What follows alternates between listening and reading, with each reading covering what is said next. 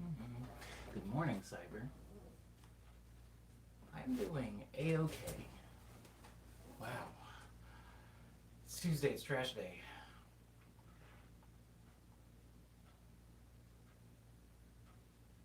That's decent.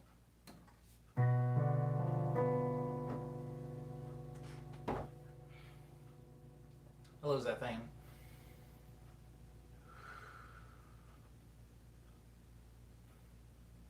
Alright, welcome to Morning Medley number 207. It's Tuesday. It's a little bit after 9 a.m. This medley's going to be starting with a track called Clover Salad.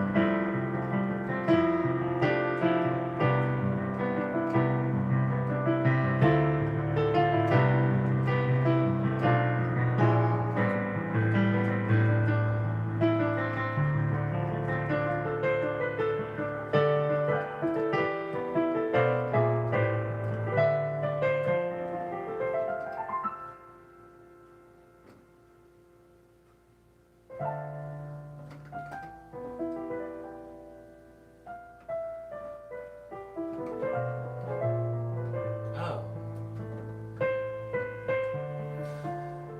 To answer your question about Twitch says Cyber and your music, a friend of mine was playing Beat Saber, and apparently someone made a chart to Venomade. It didn't seem to get censored. Well, I don't own the right, technically own the rights to Venomade anyway. That song belongs to Attack the Music, so maybe that might have something to do with that particular song. Venomade appears in a lot of things that don't necessarily, like the. I don't know. I can't make any, take any legal action for Venomade, so I don't know if it's the best example.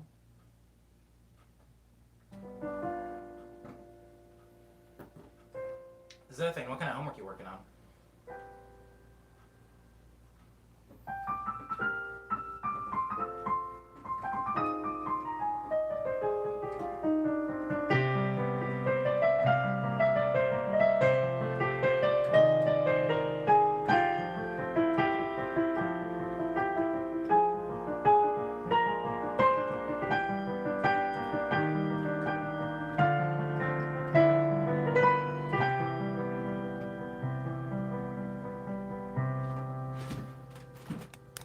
that was going to bother me.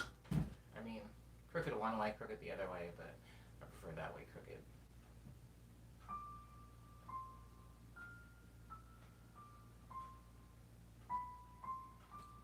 Yeah, thanks, Cyber. And it might work just as fine. It might work the same as Venomade, but I just don't know.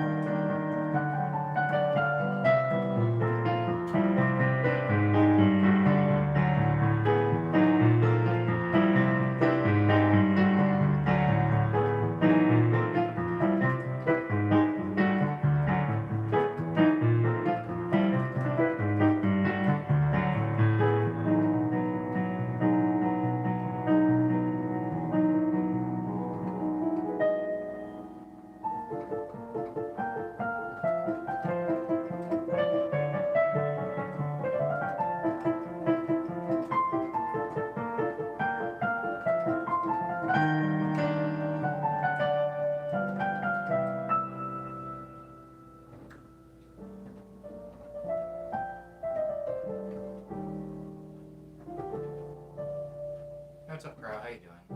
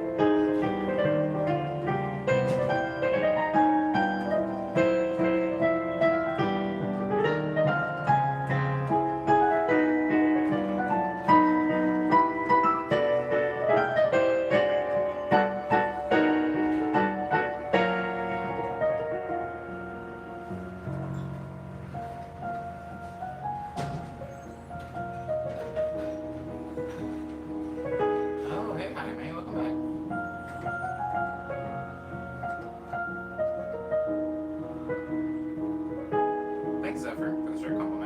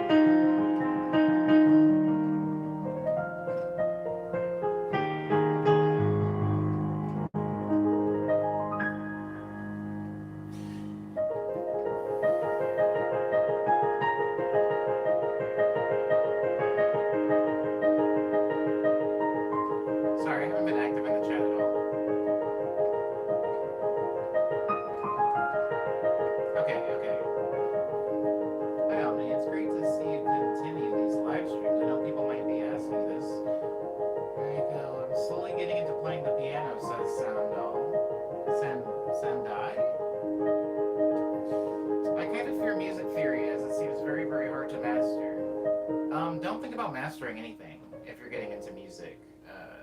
If there's any advice, like maybe more vague advice to give you, don't really try to focus on mastery of things. Just focus on improvement of things. And music theory, just like anything else, like a language, like a foreign language, if you tear it apart into small pieces and just focus on those small things, you can learn more of it and improve gradually. However, in my personal experience, I would say that in the beginning parts of me pursuing music, music theory was not at the forefront, nor is it even now. I would say that the little music theory that I know has been learned way after I actually learned how to play instruments. So just keep in mind that that doesn't necessarily, there isn't like a right order to do things in. Just take it at your own pace, I guess.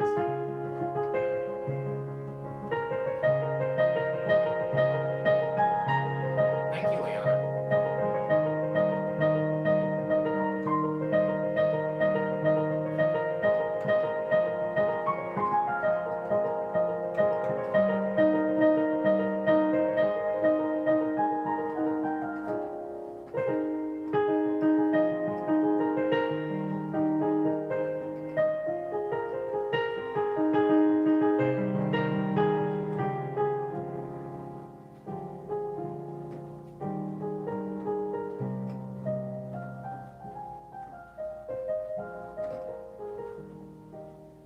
Alpha, what does that mean? Learned piano in a week. What does that mean?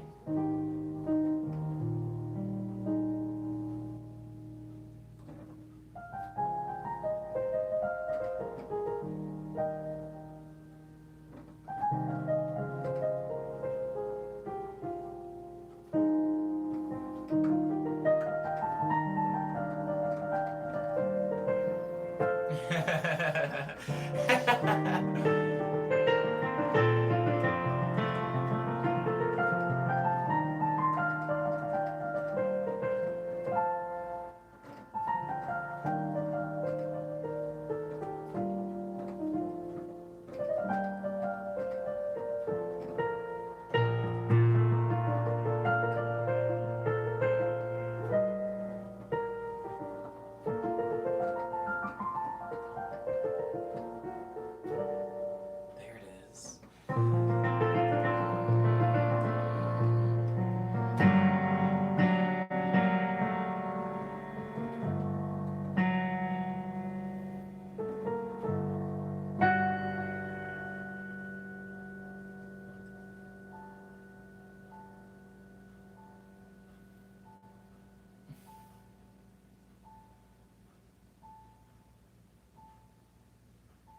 I don't know what that means. Yeah, Liana, I have a friend that lives in like the like Dublin, Livermore, like that area, and they keep sending me like pictures of like, oh, I can't see the hills today, or like, yeah, I used to be able to see this building from this distance, and now it's just hazy clouds. It's a nightmare up there. And then I made a Silent Hills joke, and they didn't like it. So I'm glad that at least you're on my level here. Uh, mm, mm, mm, mm, mm. I guess I felt overwhelmed by it a bit, like opening the door to the outside after a long period of being inside. Don't worry about it. Don't worry about feeling overwhelmed about music theory. I don't I don't know too much of it. I feel like I know a little bit about a little, right? Like I know a little bit about time signatures, kind of, and I do mean a little. Like Cyber knows more about time signatures than I do. We were talking yesterday in the stream about how my song "Love Letters" is in 3/4.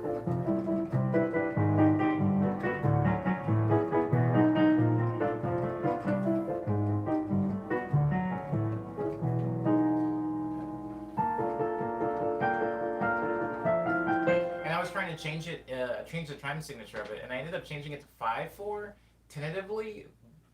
This one. And I don't know if you were in the stream, but I did play it in 5/4 during my morning medley. But that's not even 5/4 isn't necessarily the time signature I want to play it in. I want to be good enough to play it in this time signature.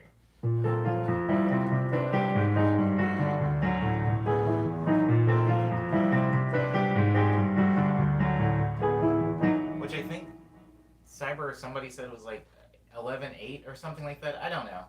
I don't know. Anywho, I was speaking of Silent Hill. Anyone ever see that PT camera mod where the thing is following you? I didn't see that. Lindsay says that's like the whole learn a language in the morning thing. Yeah, I don't know. I don't know what Alpha was talking about. When Alpha said learn piano in a week, that I don't know what that means, and Alpha never explained. So I don't know what that means. And I'm not saying this to be like kitschy or not kitschy isn't the right term here. I'm not saying it to like be smart or annoying or even confrontational. I just don't know what you mean when you say that. To learn piano in a week. I don't even know what you mean when you say learn piano. Let's just take the week off. I'm never going to explain it either.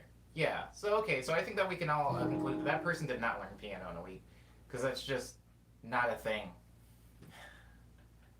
That's like not a thing. It's not a thing and it's okay. I would like to, I think that thinking like that or like thinking in concepts like that, this is for Sandai. I hope I'm not mispronouncing your name. I'm going to say Sandai until you correct me. But thinking like that is what causes people to not want to learn things. Because I think a lot of people think about learning a language or an instrument or a theory or a concept in like a finite amount of time instead of thinking of it as like a process that goes for, you know, years and years and years. So when somebody says, oh, I learned guitar, that could mean a multitude of different things, Sandai. When somebody says, I learned piano in a week, or I learned piano in a month, or I learned piano in a year, that's not, there isn't one agreed upon learn the thing. Like, we don't have the same definition for that. Maybe somebody, when somebody says they learned the piano, maybe all that means is they know where all the notes are.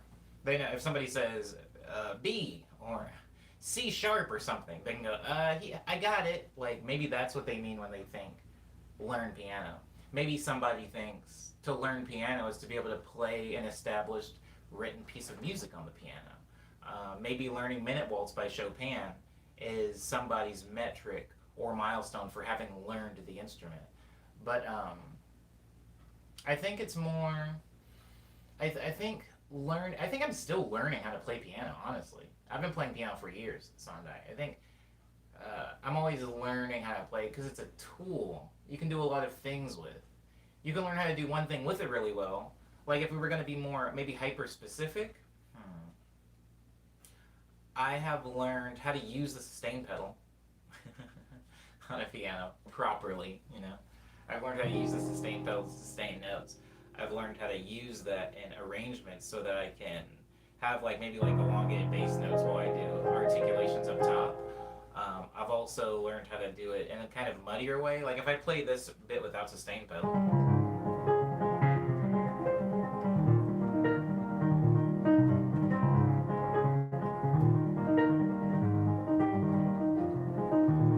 it sounds like that. If I play it with sustain pedal,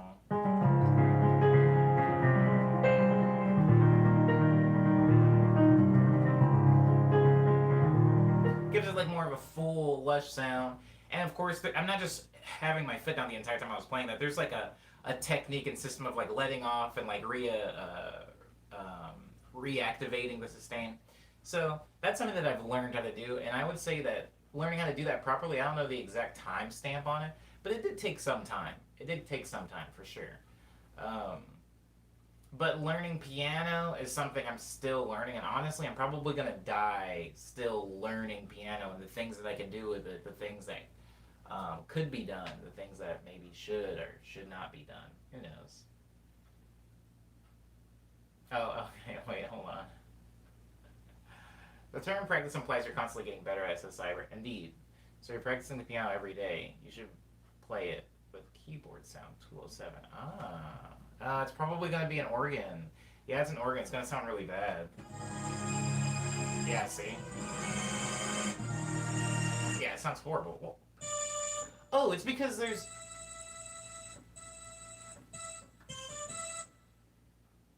This sound sucks, by the way.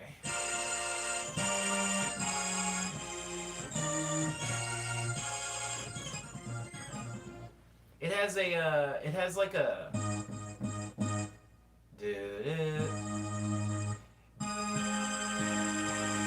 There's too many notes happening in every key I press, if that makes sense. Um, I was just maybe it didn't take him a week, but I swear it only taken me a few hours to master Mongolian throat singing. It's a little bit different. Also, I don't know what mastering Mongolian throat singing is. Mongolian throat singing, I'm not going to deign or feign rather to understand the intricacies of Mongolian throat singing. Although I've heard it several times and it sounds simple, um, I haven't I haven't studied it enough to actually know what mastery of that art form is. So I'm not gonna say that, but mastery is such a weird concept, right? Mastery is like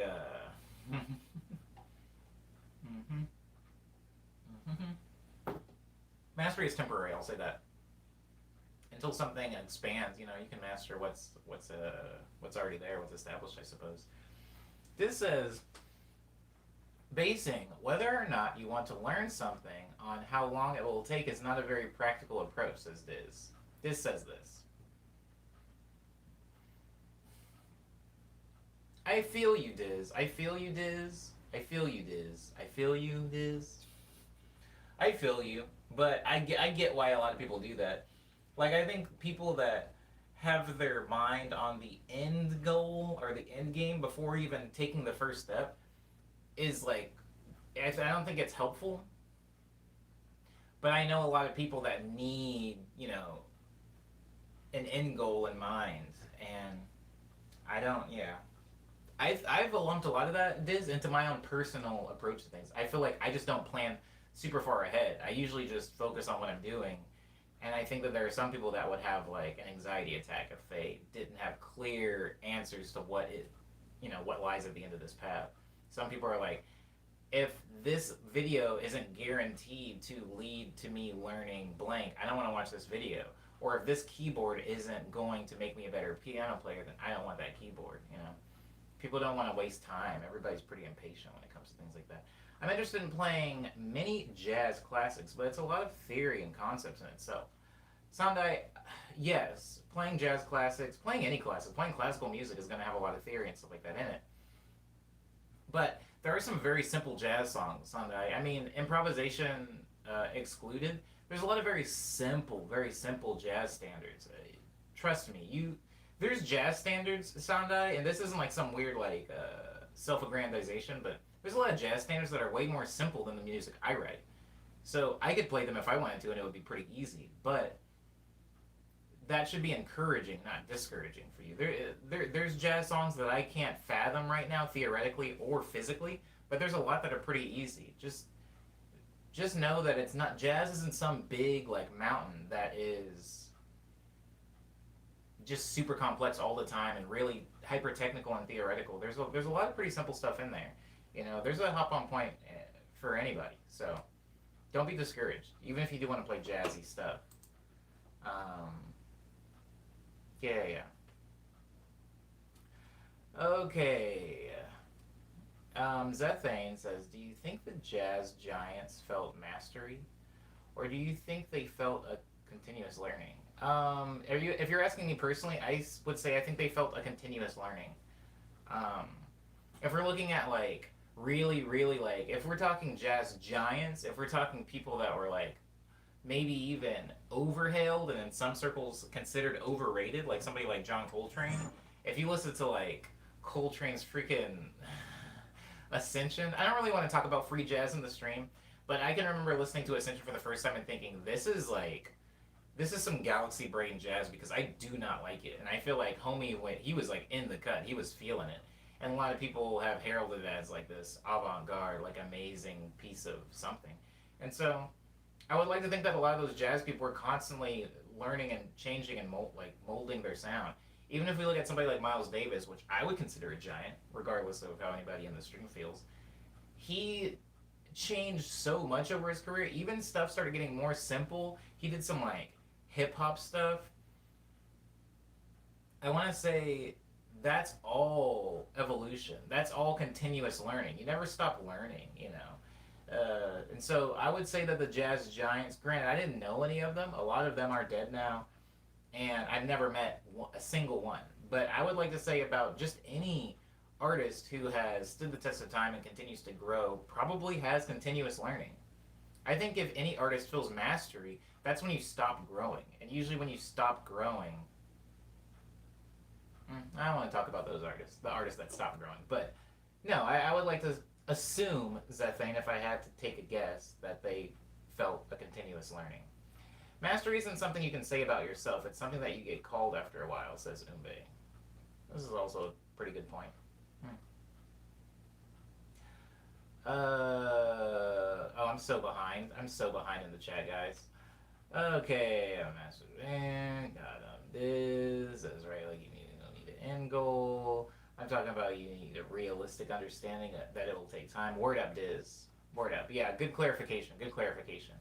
It's gonna take time. Learning anything is going to take time. Obviously, there's different amounts of time for things. Maybe learning how to play in a first-person shooter versus learning how to play like what's the thing, the didgeridoo. Maybe different amounts of time investment. But learning any new skill to any proficiency, it's going to take some time. And I think that time should not be anyone's concern. So I'm with Diz on that one. Time shouldn't be concerned about how much time it'll take. You should be concerned about whether or not you want to do this thing. Because if we think about most of the things we want to do, for example, when I want to play video games, which is pretty often, and I sink my teeth into a new game, I can play it all day. I'm one of the people that can like sit down with a video game at like 11 a.m. and I can get up from that game at 11 p.m. Also, when I really want to make music, I mean, you guys have seen me in like production streams. When I really want to make music, I can just sit down in that chair over there by my computer and work on it really all day. I can forget to eat. Like, I think if you really do want to do something, if you have a passion for something, time usually doesn't matter to you that much. So when people are allegedly passionate about a thing, but they're really worried about the time investment, it always does kind of feel a little disingenuous, where it's like, I mean, it shouldn't matter to you how much time it takes. Like, do you really want to do this thing? Get started, right? Anyways, Umbe says you try just doing it by ear to Sandai. You get good like that. It's not unheard of to just sound it out. Yeah, that's what I do. I mean, a lot of those super jazzy stuff can get super technical, so I mean, I don't know about those ones, but there are a lot of things that you can just do by ear. I definitely can attest to that. Miles Davis wanted to pioneer hip-hop and jazz, which is amazing that it happened, says Zethane. Word. Cyber makes a metric system joke about Miles Davis. The second he stops saying, you suck, you suck. Ooh, that's good. I would like that put somewhere. I say I suck all the time. Maybe I am kind of the people who need to see concrete results after a short time. I want to change that, says Sandai. Word. Definitely something to adjust when growing as any type of artist is to not get so concerned with concrete results. I have a story to tell you later, Sandai. I have a very good, or a bad story, depending on your perspective, but I have a story to tell you once I get to the bottom of this stream.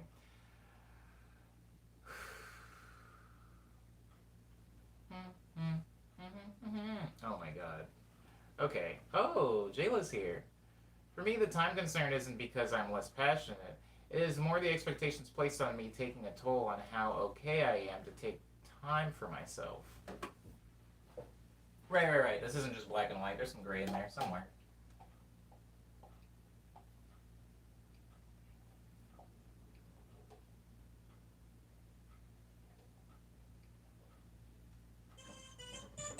I forgot it was on this stupid sound.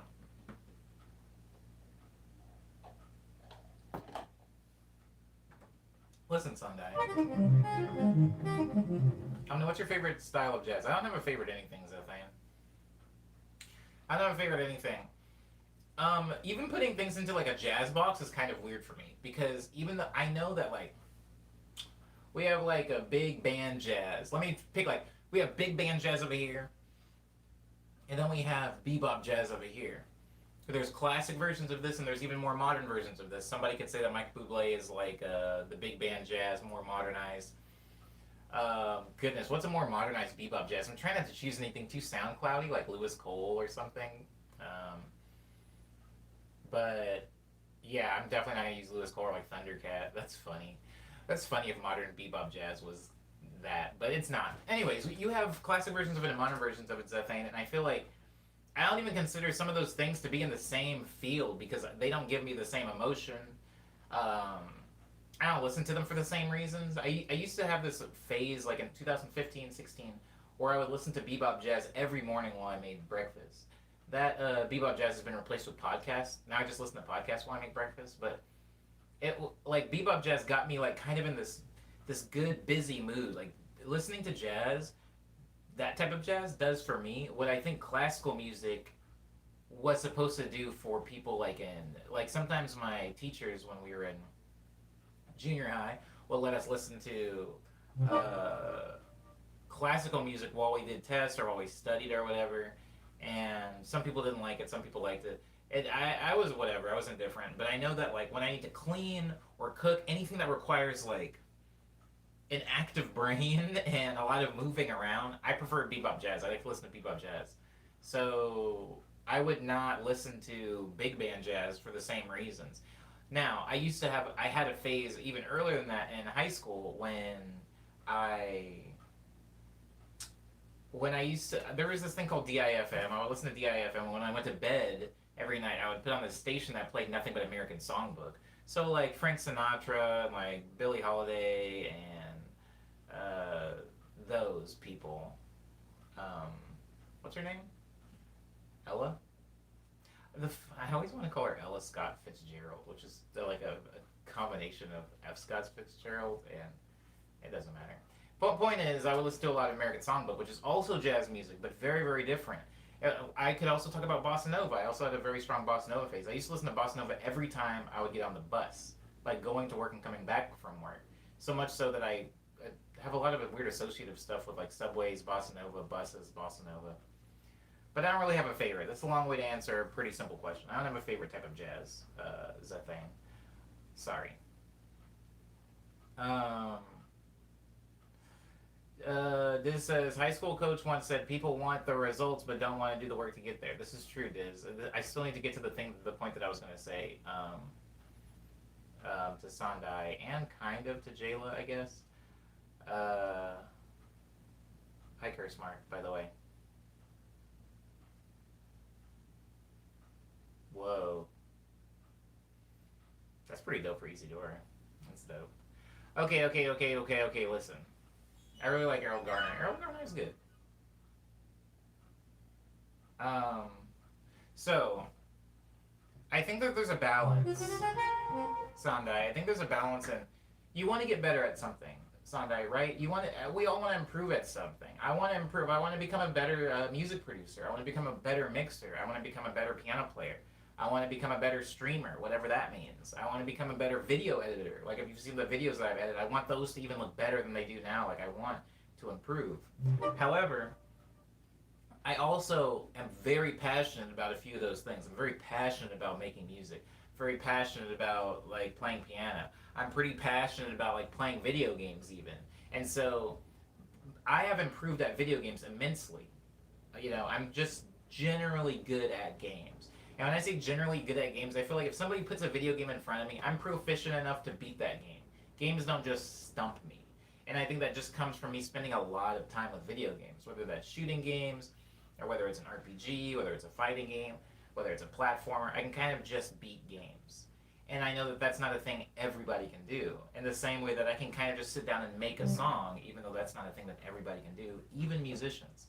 So, Sandai and Jayla, it's not like I know the focus for a lot of people is to improve at the thing, and I do have focus to improve at the thing, but I also just enjoy doing the thing.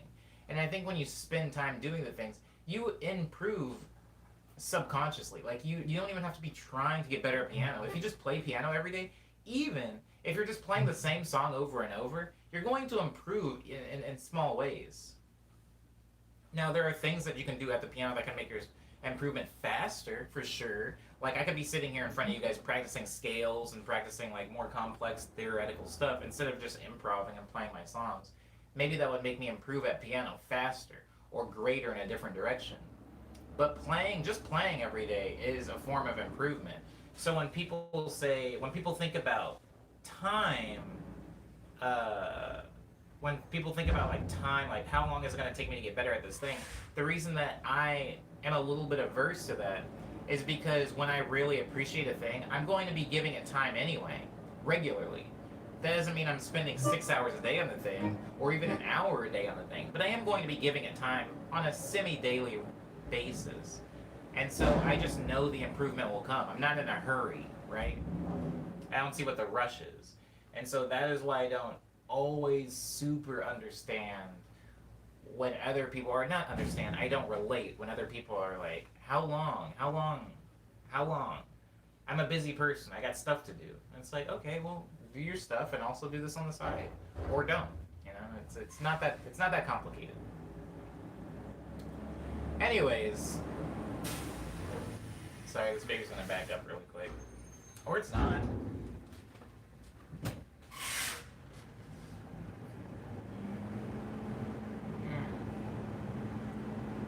Jayla says it's not very healthy. Oh crap, I skipped one. Jayla says, I guess the issue is that I don't see making music as work. And in cram culture, doing things that aren't work is a huge no-no. Oh, for sure. It's not very healthy, but that's the price of being a student, I guess. No. Okay, alright. Look. There has been a lot of times where I've been too busy to work on music. Good morning, Kiwi. I used to have 3 jobs here in LA. I didn't have time to work on music, obviously, during that time. There wasn't a lot of time that I could devote to it. Also, was a college student, didn't work on a lot of music then. Also, there was a time where I just didn't have a home, so I wasn't exactly like working on and making new music. So I get you that like not everybody has the luxury of just time to throw to, hobbies A through B, A through B. I get that, but time will like very very small amounts of time. So for example, when I was working at IKEA and I wasn't really able to work on music that often, um,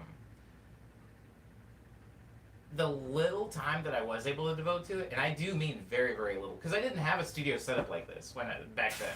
This is not at all what my bedroom looked like in 2015.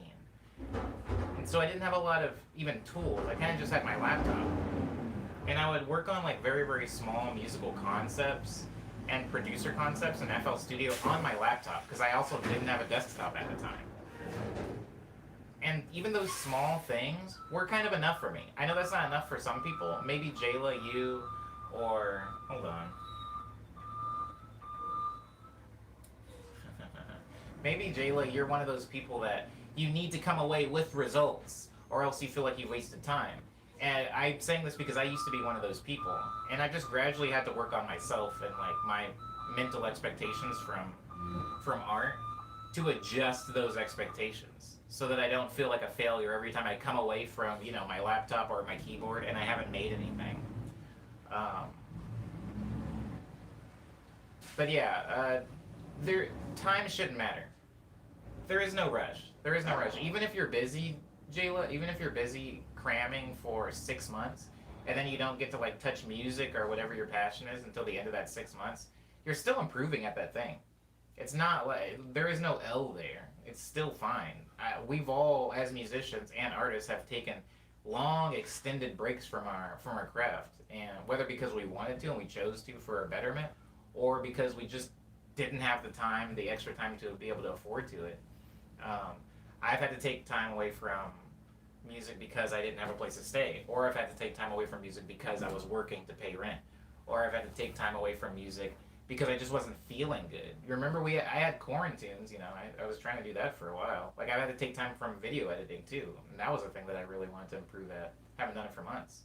So we've all taken breaks. I just don't like that. I feel like there's this weird like expectation that all artists are constantly working on music, even though I work on music a lot, I think I work on music and art more than any of my music colleagues. I still can attest to like, no, you shouldn't be just working on art all the time. There's been a lot of times where I've worked on music very fast. I work on things very very fast because I've kind of gotten I've got like things very very ironed out in my workflow, so I can make songs very quickly, Jayla. And if I'm being honest and transparent, there have been times where I've made a lot of songs very quickly and then spaced them out to create the illusion that I was constantly working. I've done this also for like commissions. I've done this in schoolwork. You know when you do all the work like in the first 2 days and then you like chill for a week and then you give it to them when the due date was, to make it seem like you were working the entire time. I'll do that. I'll do that sometimes for music because it's more realistic. We're all human. But yeah, I don't take this as like me condescending you at all, Jayla, because I'm still working on a lot of like my own weird workaholism. Workaholism? Huh, workaholism. I've never heard it said in that context. Anyways, I'm working on my own workaholism, and that it's been a year officially this month since I've put out anything, and I do feel weird. Not bad weird anymore. I think I've gotten out of that hole, but I don't feel good. I don't feel great about it. Productively, personally, I feel okay, but like as far as productive goes, like I get on every now and then. I'll log on to Twitter. I don't even tweet anything really or respond to anything anymore. I just kind of get on and I'll look and I'll see like a lot of my like cohorts, which I gotta stop calling them that. Hold on, let me actually look up the definition of the word cohort because I call these people my cohorts and I feel like it might be insulting. A group of people banded together, treated as a group. Okay, that's fine.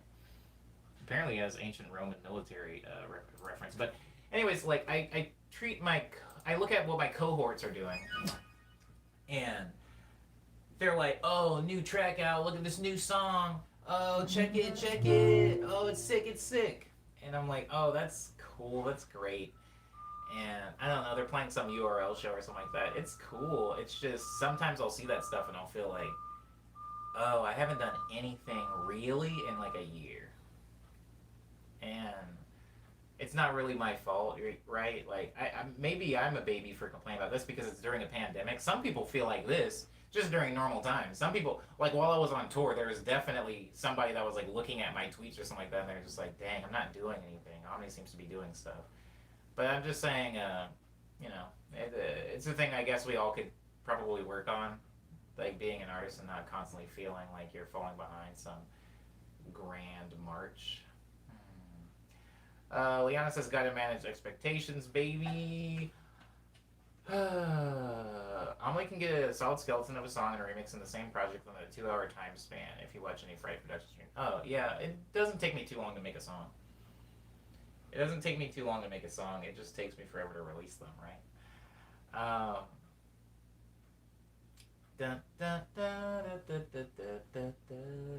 Chris Mark says, facts. I deleted everything and stopped all operations to sit down and relax. There's no need to put so much stress on yourself.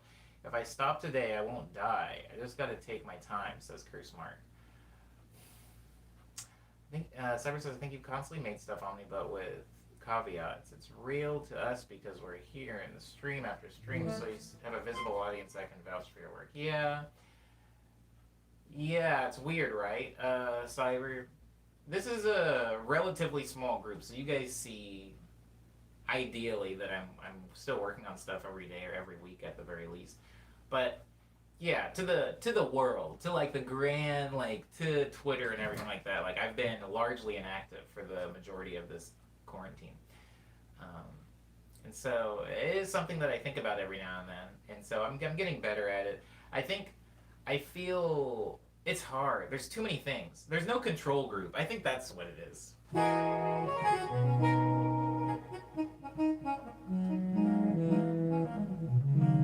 When I say there's no control group, I just mean there's so much happening right now that could be making me feel bad that I don't actually know what thing.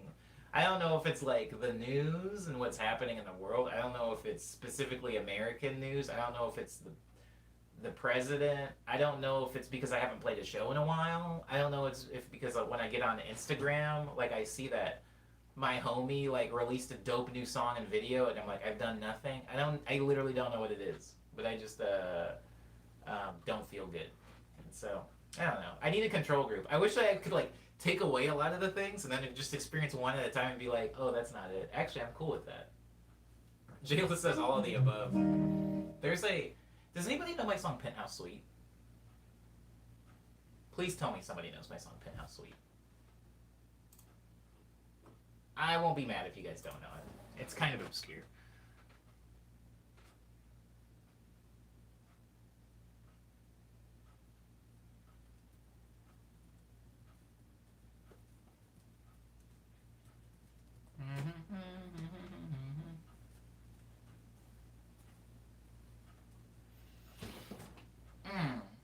Okay, so Liana. Liana's like a cheat. That's weird. That's weird, Liana. That's weird. For everybody else on the stream, Liana, and maybe even Cyber a little bit, maybe specifically Liana because I met Liana and like Liana's been at shows that people don't know happen. I think what's the best analogy for what Liana is? Liana is like if you go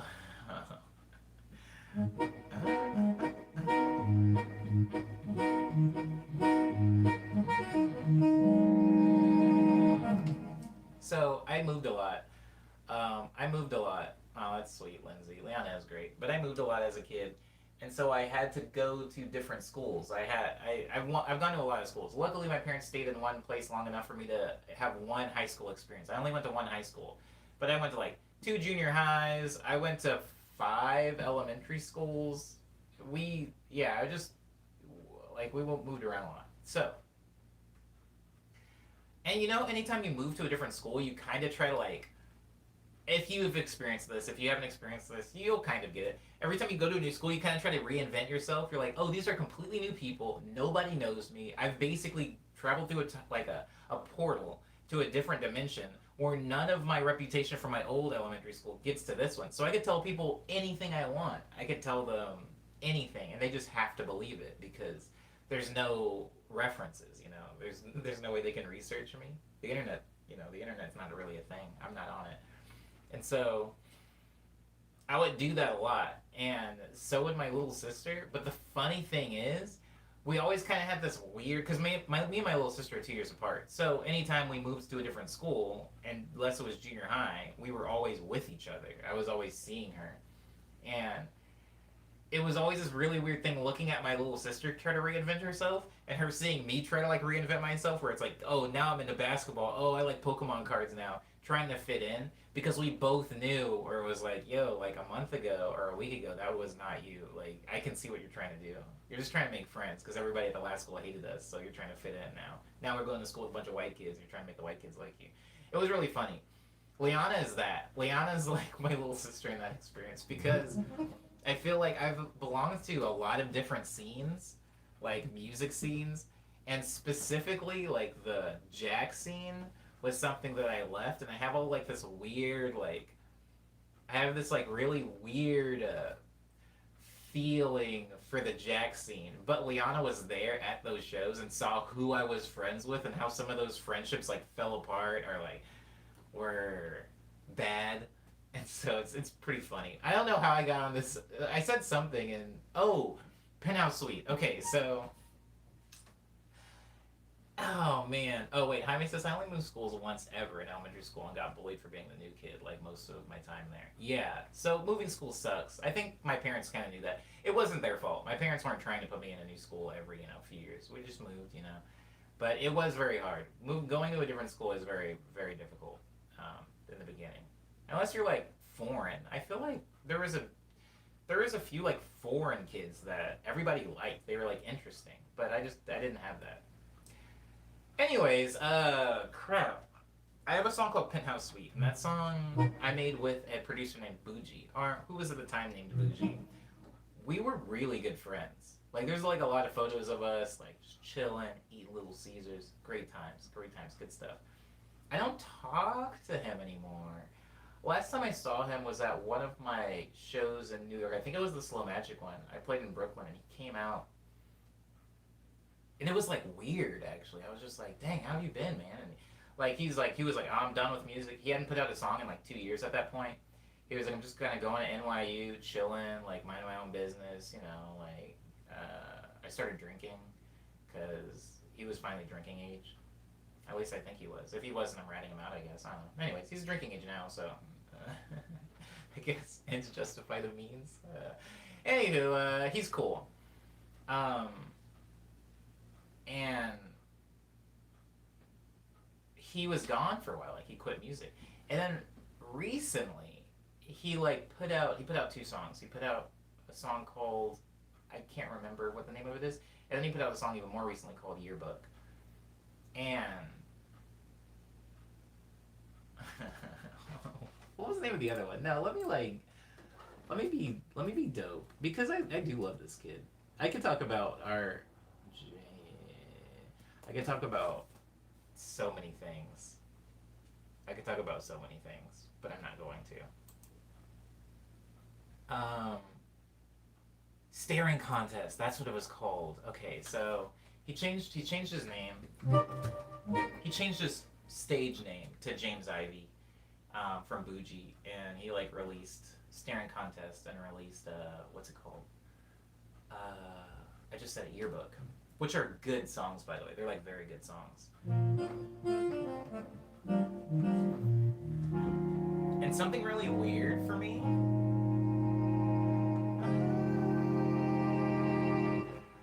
I'm gonna say all this without really explaining. Like the things that I'm saying, I know the exact reason why a lot of this stuff is happening, but I'm not really gonna dig into that. I'm just going to say what is happening and how it made me feel. He released those two songs. Literally came back after not releasing anything in years and years, and he came back with a new name. Like nobody knew who this person was. And I saw him like release his first song, and then I saw him like make a YouTube account. I saw him make a YouTube account because he didn't have one. I saw him make a YouTube account, and it went from like 0 subscribers to 300 subscribers, even though there was no videos on it. And then I saw the staring contest video come out, and the staring contest video right now has like 50,000 views. And I saw like Fader cover it, and I saw like the Needle Drop talk about it, and I saw like more blogs post about it, and then a second song came out, and that one like shot up really quick, and then I saw more blogs post about it, and then I saw like labels post about it, and I was like, oh, I know what's happening, but it still made me feel away. It still made me feel weird because I was just like, dang, like, sometimes you know when you walk through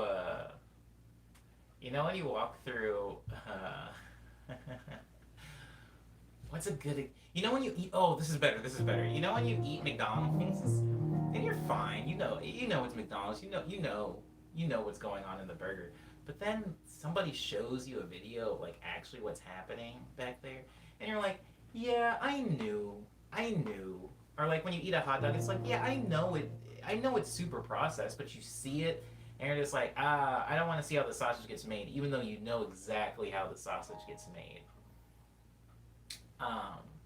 I feel like we talked recently about Billie Eilish in the stream, and it's like, yeah, I think most of us know what's going on there, but I think seeing it, like my eyes seeing it, still like kind of makes me feel a way. Bums me out might be an extreme, but it like makes me feel a specific way. I talked about when I went to Korea, and we all kind of know that K-pop stars don't write their own music or choreograph their own dances a lot of the time, or choose their own outfits, or like do treatments for their own music videos, or even like make their own biographies online, or even run their own social media accounts a lot of the time. Like we know, but then when you actually see like the studio of all the people that are in the studio that aren't the K-pop stars making the songs, and then it still kind of makes you feel like, oh man, like I knew it wasn't real, but it still kind of makes me feel a way, like seeing it get made. Stuff is always weird. Stuff is always weird. Yeah, and so like I think oh my god, wait, who the heck are oh Alpha's complaining about needle drop. He's such an entitled feedback. I'm not gonna say that. That's from Alpha. That's not from Alpha. Nobody soundbite me on saying that.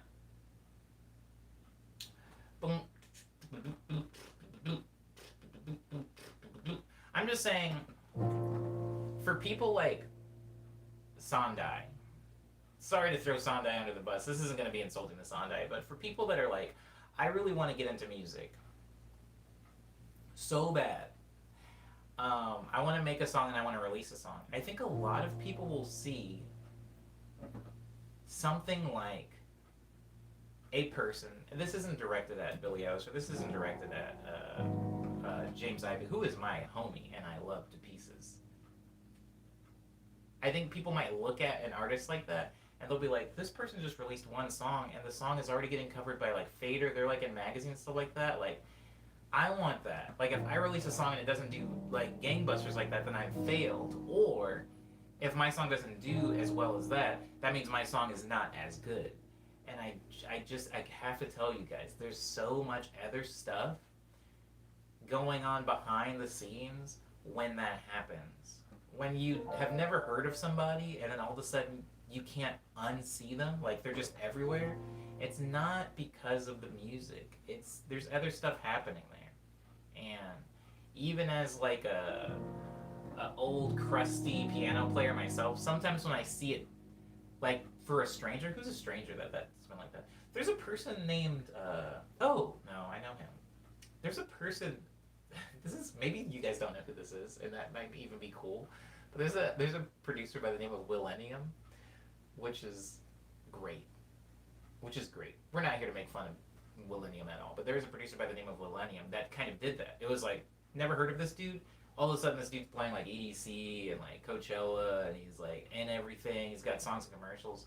And I think a lot of people, again, I don't know this person, a stranger, but I know what happens. We know how that works. And so it like, I was just kind of like, whatever. I don't really want to hear this. But then when it's somebody you know personally, sometimes it's kind of like, what's the word? Sometimes it's kind of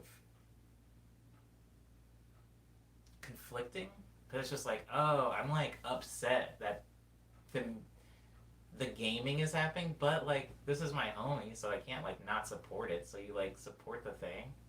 It's like the Claro argument. Anyways, I will listen to a Sondai original. Oh.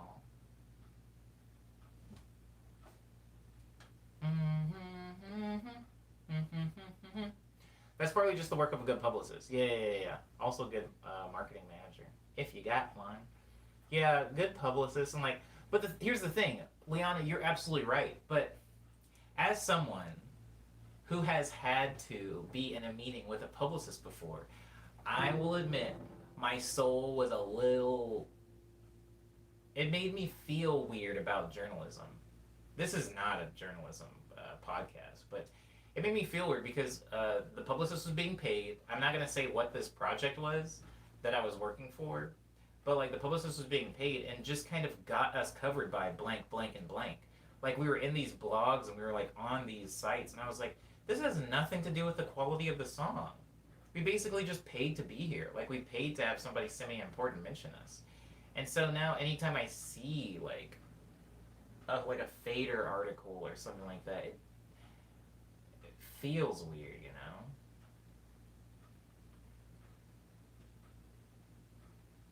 know? Anywho, basically we need to get Omni talent scale. What talent would they be scaling? Umbe says, oh, I know that the artist. Yeah, I hear the manufacturing and the sound, but it sounds good. Still conflicted about that when I'm out here grinding, says Umbe. Yeah.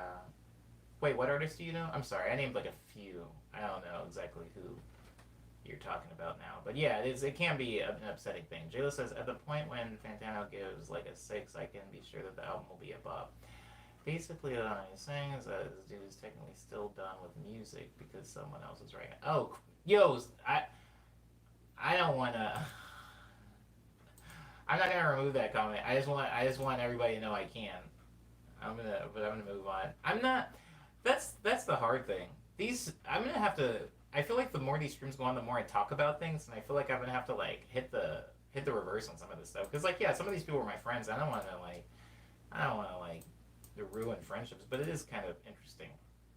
It's always interesting to see stuff happen. It's interesting to see the music business work because you know. Music business. It is a business. We've talked about that a few times in the stream. It's not just off of how good a song sounds. It's there's other things going on there, and I guess it just like sometimes it is honestly sometimes it is a bummer to see how easy things can be to get into if you have a little bit of a quiche, as Maddie would say. Melon has the opinions and people take them as gospel. Seems pretty common online these days. People want to attach themselves to just normal people. I agree with this, Umbe. It's a very apt take on the needle drop. Hi, GB Lucy. How you doing? Oh, Millennium. Oh, that's what you're talking about, Umbe. Yeah, but it sounds like that's a necessary step, says Diz. Like, even if people knew about you and liked your music, they wouldn't take you seriously unless they saw you in Fader, says Diz. It's like when your friend vouches for a particular artist so you check them out. Okay, so Diz.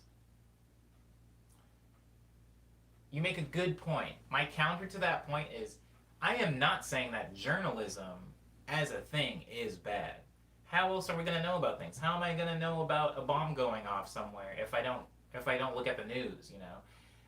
Getting the word out there on things is cool. However, I would say that once you create a network and an establishment like infrastructure where there are people that are paid to do those things, then it becomes weird because it's like, who do I cover? This really good song?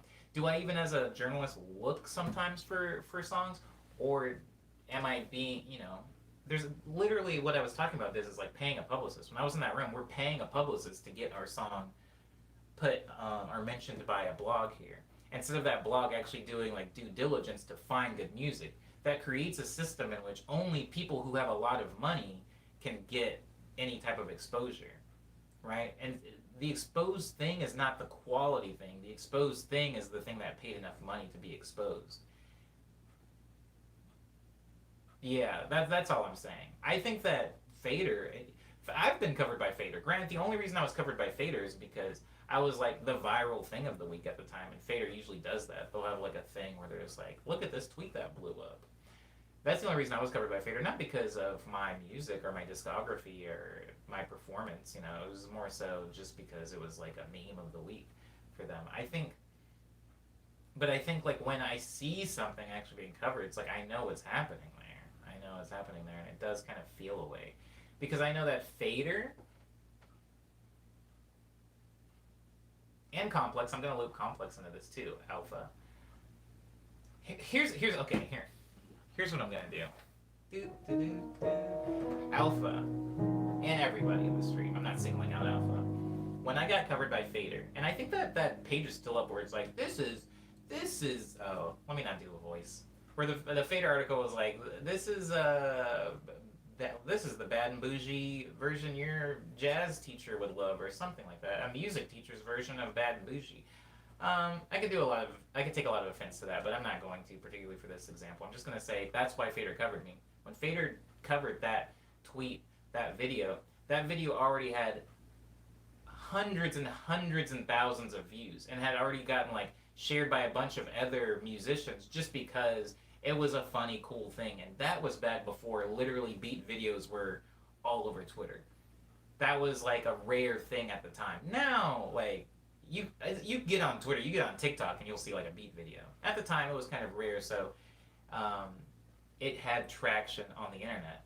Then Fader, when combing through, and I wouldn't even say they had to comb through because it was everywhere. Like, people were just taking that video and posting it on their own pages and not even like linking to me.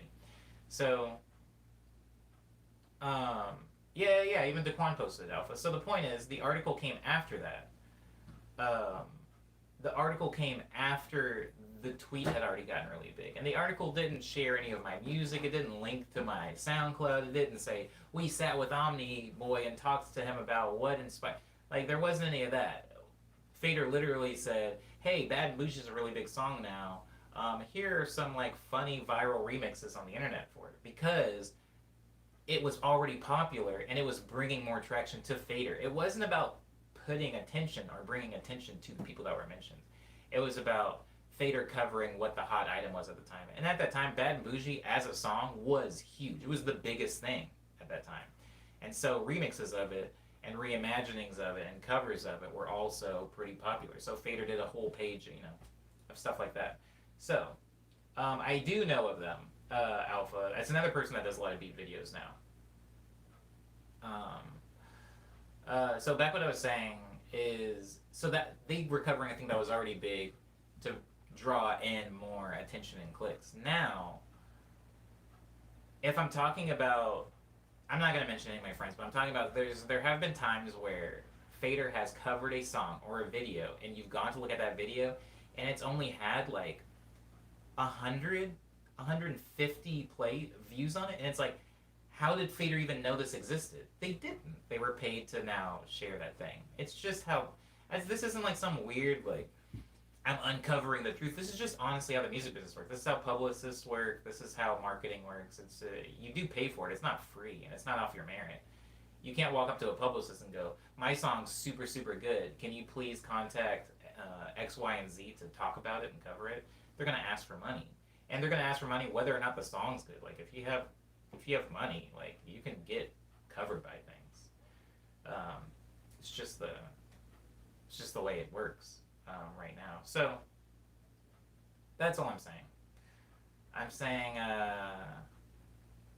a lot of times it isn't based on how good the music is, but because people aren't in the music business, they make a very, very understandable and wise, misinformed but wise assumption that, oh, the reason this thing is being covered, or the reason this thing is on, top, DJ Mag or whatever, the reason they made the list, the reason they got a Grammy, the reason it got an Oscar, the reason it is being heralded and hailed as high quality is because it is high quality. And that's just not how things work. That's just not how things work here anyway. So whenever I see it, sometimes it does like bum me out, because I know that that's one of the main reasons. That's one of the main reasons those things are covered. So, but definitely check out both of those James Ivey tracks. I mean, he clearly doesn't need any promotion from me, but I do. I think both of the songs are very good, and he is my friend. Oh. Okay. Yeah, it's kind of funny. I didn't have a music teacher. It is, you can tell by the article, Cyber and Lindsay, that they never talked to me. They never even contacted me. In fact, one of my friends, Sean, sent me a message. It was just like, yo, did you know you're on Fader right now? And I was like, no, I was not notified. And then I checked Fader, and yeah, there is kind of this like really like that article looks like it was slapped together in like 7 minutes, and then somebody threw that up. So yeah, it's they clearly didn't talk to me.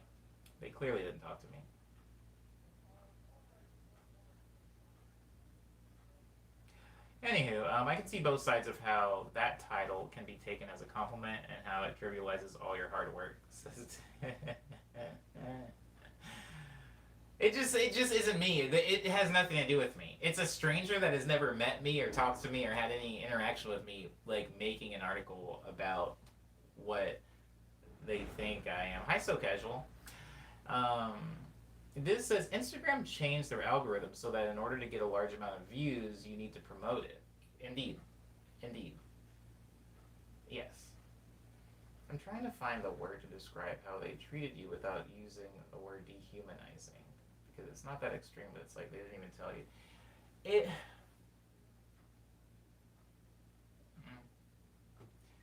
It wasn't for me, Lindsay. Yeah, dehumanizing is extreme.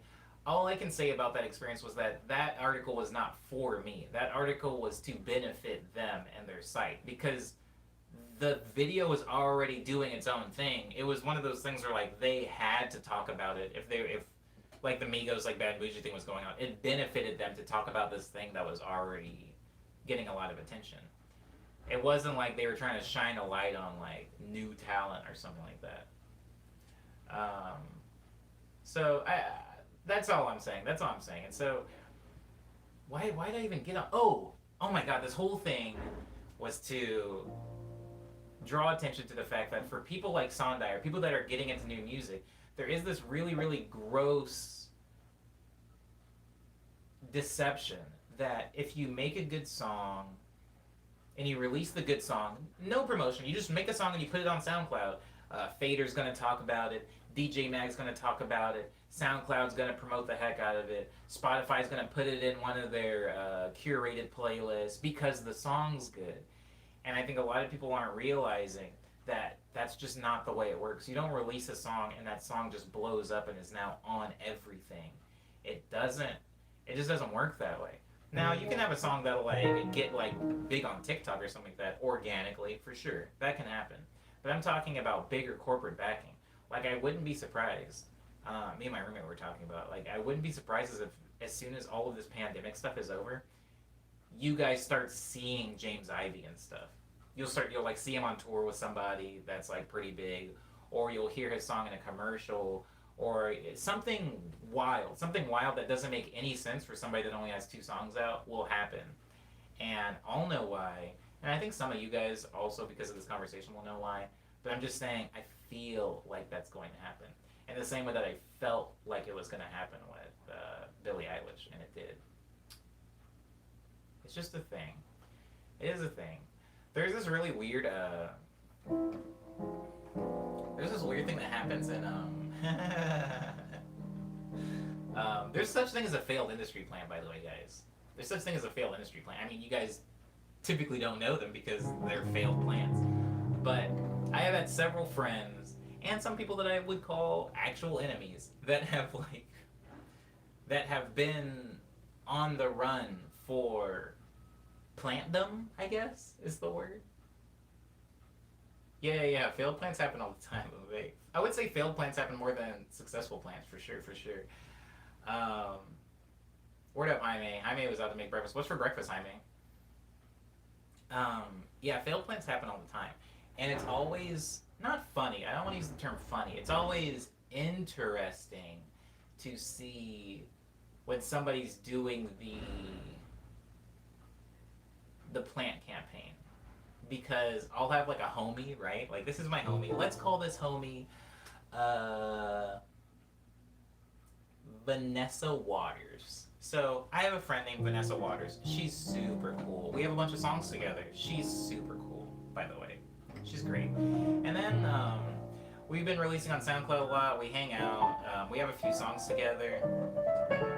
And then all of a sudden, her Twitter and her Instagram and her SoundCloud get wiped. Like, there's just nothing on them all of a sudden. I'm like, oh, that's weird. And then some like new super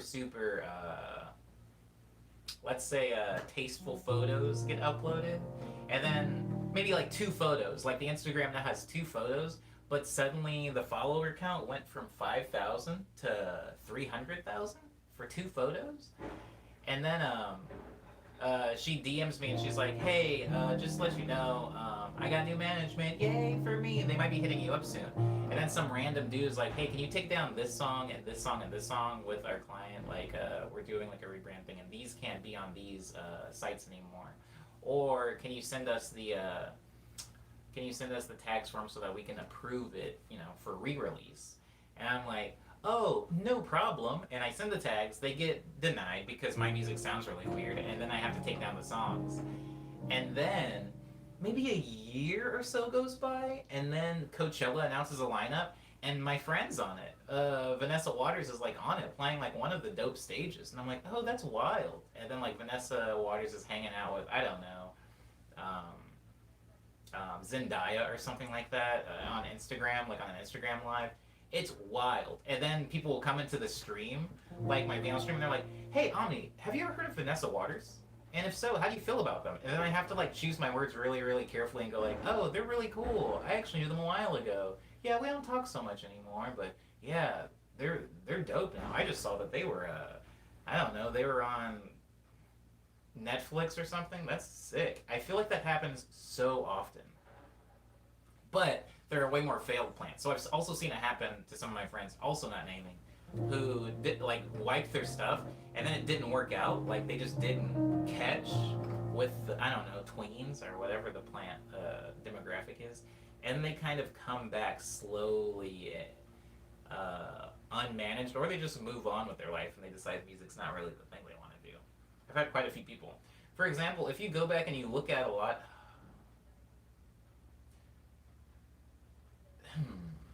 if you listen to House of Omni, the the collaborative EP that I have, there are two different songs that feature female vocalists, and both of those artists are very hard to find right now, because that happened.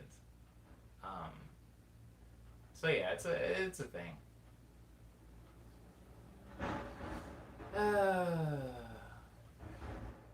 Jada says, when I look it up, all I get is people asking why their houseplants keep dying. Oh. That's funny. Um,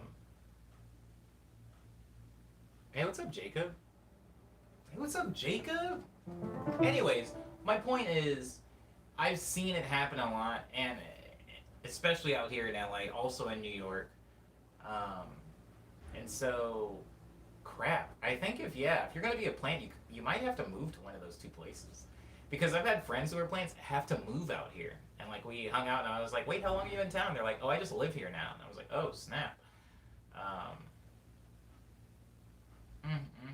Initially planned as a concept to pay to win, but in the music scene, artificial boosting, says Umbe. Yeah, basically. A little bit. Yeah, okay, yeah. Went down a hole the other day and found out someone I used to listen, who I thought just didn't make music anymore, changed their name and is out there doing the do still. Oh, that's kind of cool. Hi, May. Mm. The first time I heard the term was here, actually, says Chibi Lucy. Maybe I'm just not around. No, I don't think that I don't think that it's a big term. I think that even when we were talking about it the other day, and Cyber was talking about how it was closely, on like Twitter, it was being closely attached to Billie Eilish, and I was like, oh, that's really recent for that term to even be attached to somebody so new. I think that it is more of like still like an in-industry term, that it has escaped a little bit. It's like the term producer. Like, even though people kind of know, or they might even know a producer, they don't really know what one does, and they don't know what producing means, you know? Yeah. But yeah, it is a business, and I'm glad to be a part of the music business sometimes. But I will say that there are some, especially now in this current climate with me being as inactive as I am, there are times where I look onto Instagram and it's like, or not even Instagram, like Twitter, and I'm like, oh crap, I've been gone for like 2 seconds, and now so and so is like, has announced a world tour. They have one song. I'm like, wait, what? Who is this person? That keeps happening. Umbe says, if plants were well known as a thing, then I think people wouldn't like certain artists as much. It only works because it's not understood by the layman. Yes, the layperson. Here's the thing, Umbe. Dang, Umbe.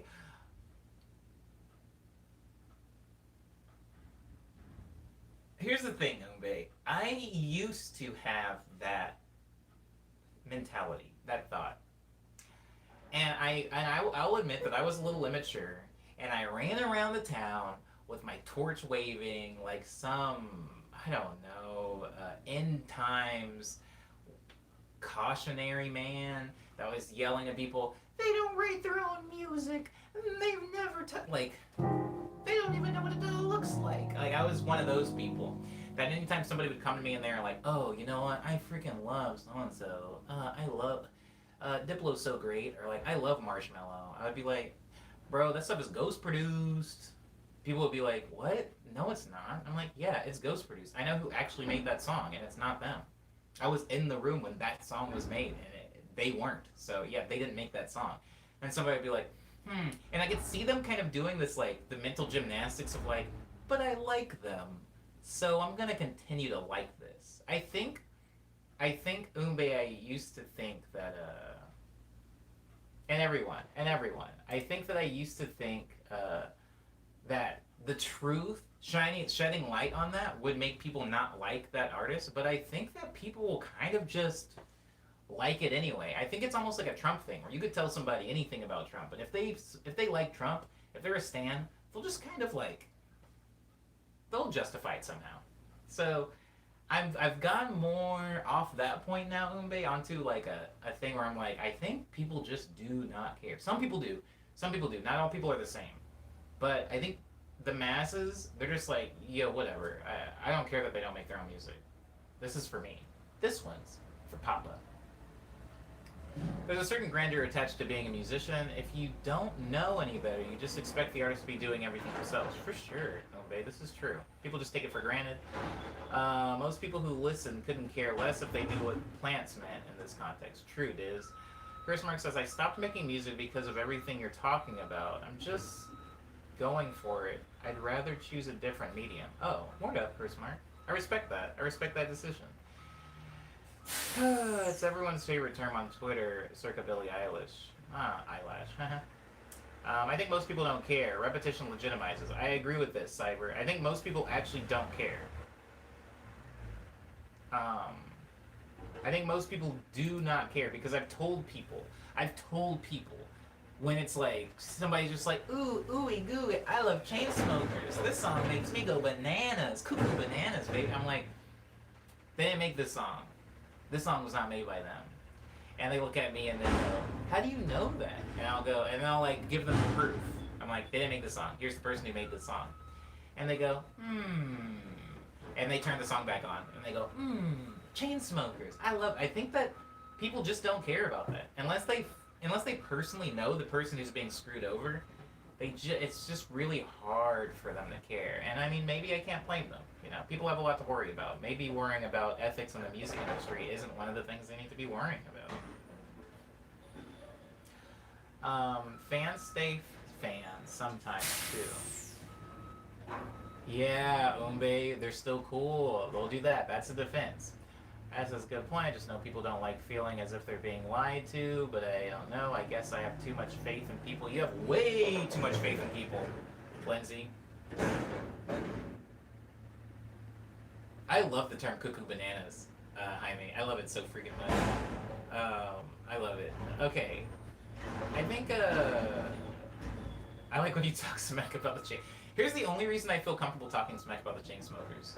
Is because, the Chainsmokers and the Chainsmokers manager and I want to say everybody, well, we have one friend in common, but I think he just lets me do my own thing. He doesn't really care. That's one of the reasons I feel comfortable talking smack about Chainsmokers. Because, like, literally, me and Chainsmokers professionally are so far apart. But there are some other people that we're a little bit closer together, like Joji, for example, that I don't, like, go, like, hamburger talking about Joji. I just feel like my sentiments are understood when it comes to that. Real talk though, Inglewood has had me feeling cuckoo bananas, says Jaime. Yeah?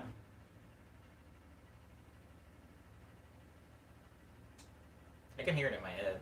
Sometimes I get Inglewood and Dumb Drunk mixed up in my head because they both have weird vocals, I think. Does Inglewood even have vocals? I feel like it does. Anyway, screw the Chainsmokers and Jeffree Star. Jeffree Star more so. Chainsmokers are like if Nickelback was branded as a folk band. Jesus. Oh, that's bad. That's been the vibe recently, says Jaime, talking about Inglewood. Thank you. Thank you, Jaime. I had fun making that song. Okay. I'm not here to crap on Chainsmokers. I apologize. As far as those two dudes, I'm sure they're like dope. I'm I'm sure they're dope in person. Just business wise and ethically, I can't I can't condone. I feel off on Joji because his first EP Burbank hit hard, then 88 Rising totally ruined his sounds, says Al.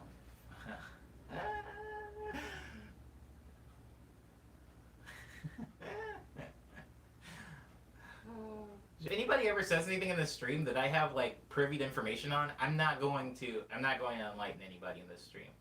I've said my piece about Joji, and I've also said in a completely different stream my piece on 88 Rising, which is rough because I do know all those people. Like I know all the 88 Rising people, and like we're like actually kind of cool.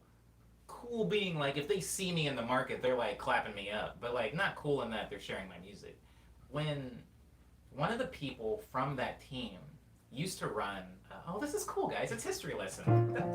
So there's this one guy that is part of the 88 Rising team that used to run a weekly night. Every Tuesday night, he ran a thing called Space Yacht with his friend Henry Fong.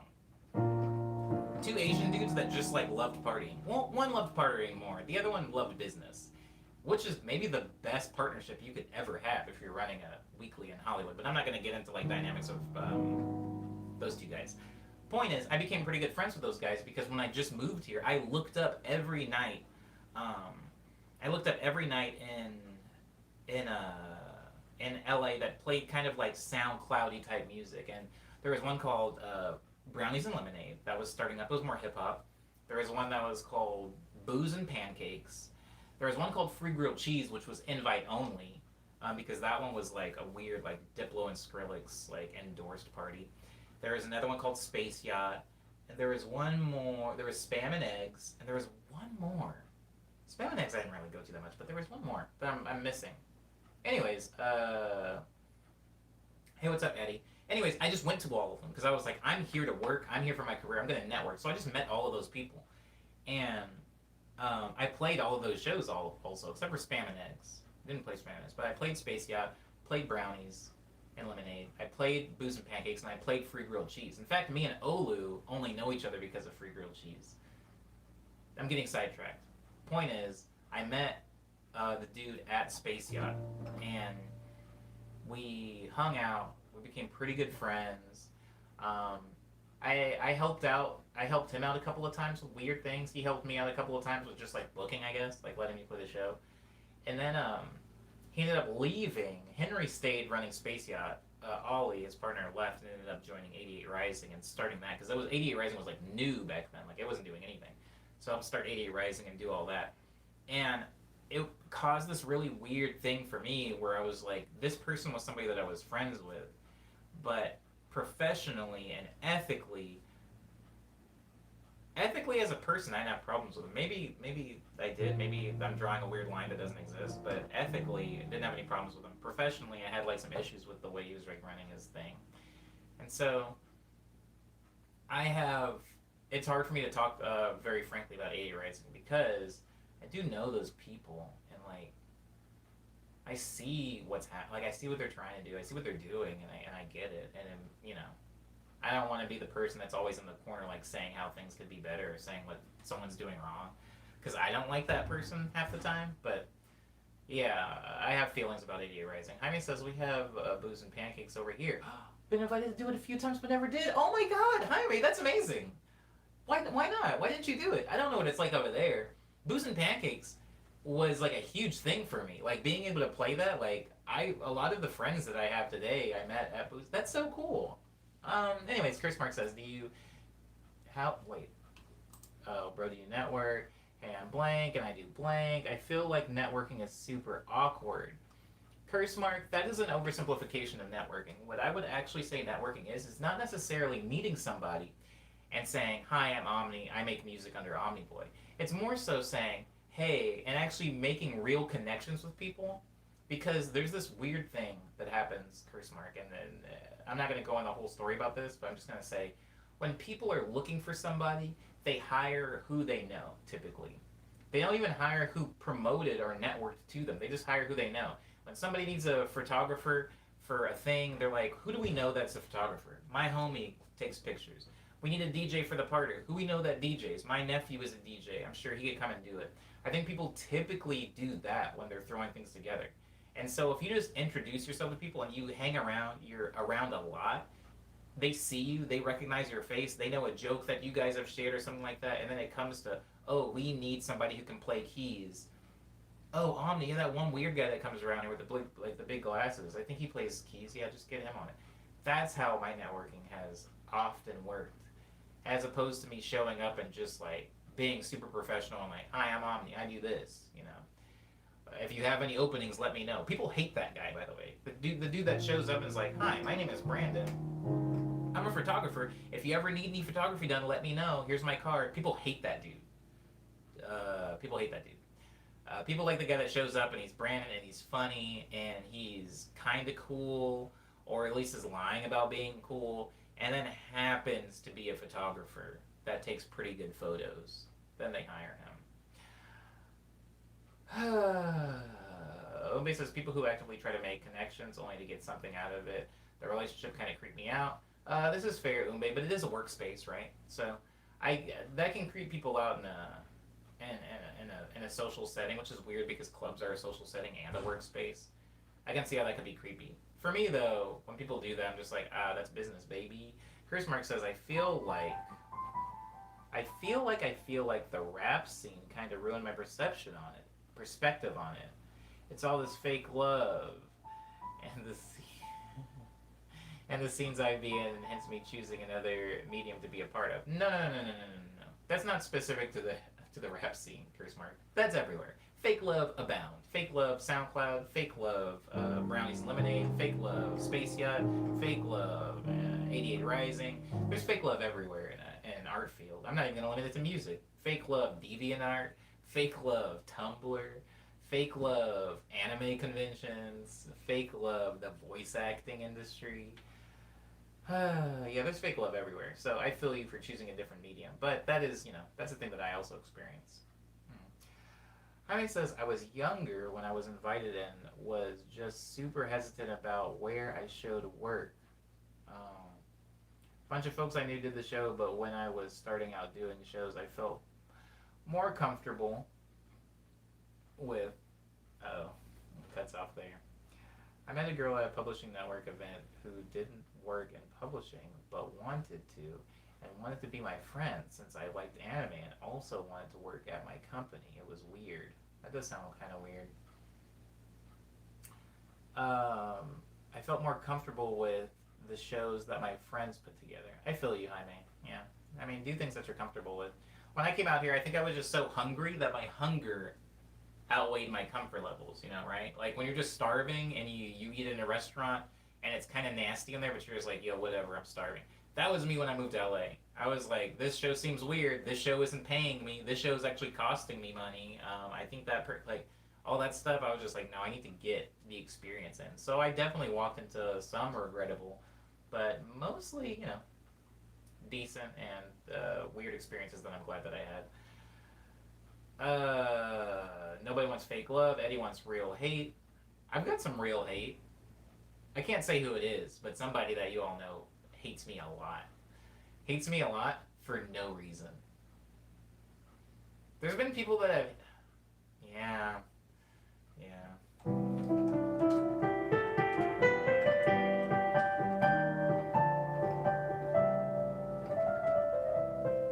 Somebody could say that back when me and Ujiko didn't like each other, we didn't like each other for zero reason, There was no actual legit reason why we didn't like each other. It was just weird music industry stuff, I went to LA and I really saw the fake love, says Curse Mark. No jumper is clout. 100-meter dash. I was like, no jumper is not a good example of it. If you want...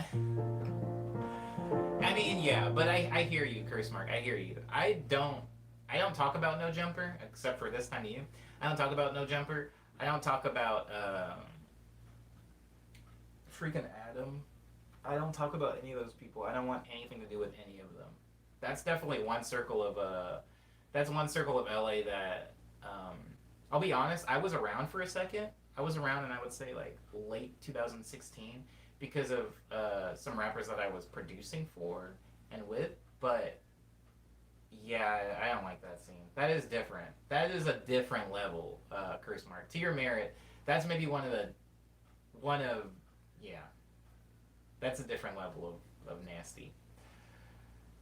What podcast are you listening to? Says Eddie. I listen to like a couple movie review podcasts. Paul Shear's like How Did This Get Made? I like, and Elliot Kalin's Flophouse is pretty good. I was listening to the McElroy Brother podcast, but if I'm being honest, like I like those guys. I like all three of those dudes, but it's hard. It's hard to be a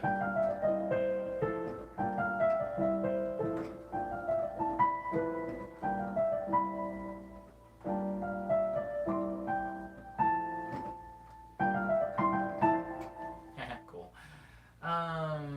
Christmas says I know that's what I'm saying, and I had the wrong introduction into a lot of things.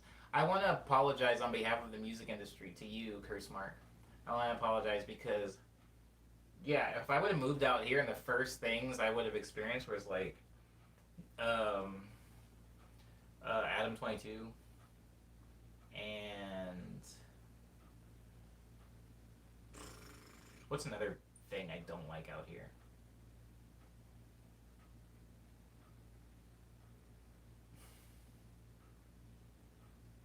Mm, the Academy. Academy LA, that like SoundCloud school basically. The only podcast I listen to is the Joe Budden podcast. Oh, I also listen to that, Eddie. I also listen to the Joe Budden podcast. That's funny. I didn't even think to mention that. The Seven Circles of LA is very funny, Jaime. I think I don't even consider academics an LA person, so I was just naming LA things. But academics is nasty for sure. Lindsay's saying y'all like Joe Budden. Hmm. Hmm. Do I like Joe Budden? It's a rough question. Joe Budden. Joe Budden represents a very weird thing to me. A very important thing to me. Joe Budden represents something I hope no, I don't say I hope I never become it. Joe Budden represents somebody that was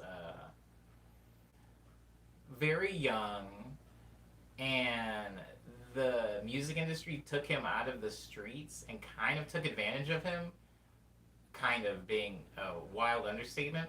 And then, kind of after they got the stuff out of him, they discarded him, and he floundered for a pretty long time.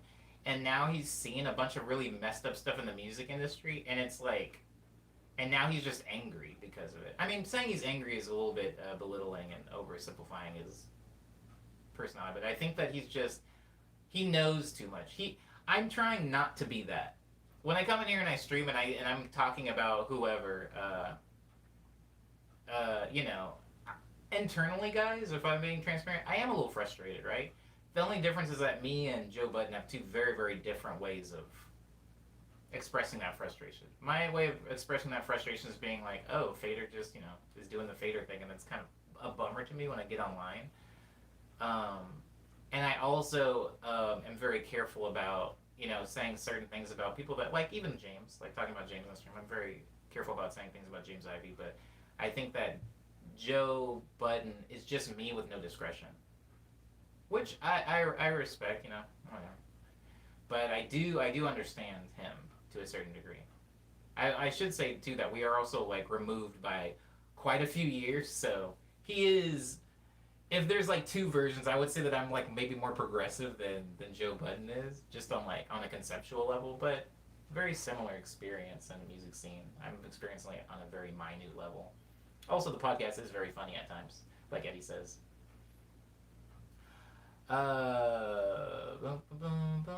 I respect him, but I remember seeing that interview of him and Lil Yachty way later than I should, and I understood the hate a bit more. I think that the thing that sucks about that, hold on, because I'm going to talk about that later.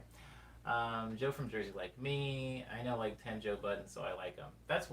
I feel that. I feel that, Curse Mark. Yeah. I mean, also, Joe Budden just reminds me of my family. There's a very specific type of black man that is Joe Budden that my family is kind of full of. Remember when those white kids ran up on Joe Budden and he was talking about, yo, there's this crib. I remember Joe Budden having a handful of rocks, but this isn't a Joe Budden stream. The Lil Yachty interview looked bad, but when you listen to what he was saying, he was really looking out for him. But he admitted, yeah. The weird thing is, I feel like people look at that Lil Uzi interview and they're like, Joe Budden shouldn't have reacted that way. But guys, I have thought about starting a podcast, Jaime, a long time ago, back when I was gonna like interview my friends, but I didn't do it. This is basically a podcast this time. Yeah, it turns into one at a certain point.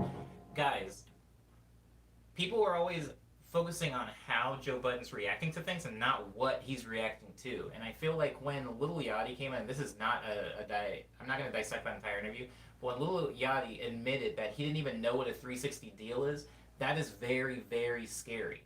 So as Joe Budden, somebody who got super taken advantage of in the music industry, to look at another young person 20 years later doing the same stupid things can be very frustrating. What is a 360 deal? Of course. Of course. No, I'm joking. I'm joking. A 360 deal, I'm not expecting you to know, but if you're like dealing with labels, it's something that you should know. A 360 deal is basically when the label eats off of everything you do.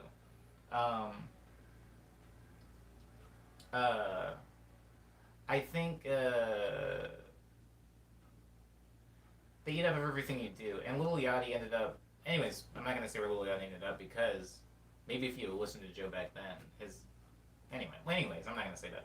Point is, 360 deal is when the label eats from everything. They eat a percentage from everything, right? So you go on tour, label eats some of that. You do some shirts, label eats some of that. You do a pop-up, the label eats some of that. You do a public appearance, the label eats some of that. You do a collaboration with this artist way over here, the label eats some of that. Anything you do, the label is taking a percentage of any money that comes in under your name. Actual label, or a more limited deal is a little bit different, where it's like, okay, we'll eat some of like your releases. Your album comes out, we'll eat some of that. But we're not eating every single dime you make. So that's what a 360 deal is. All encompassing. 360 degrees. Yeah.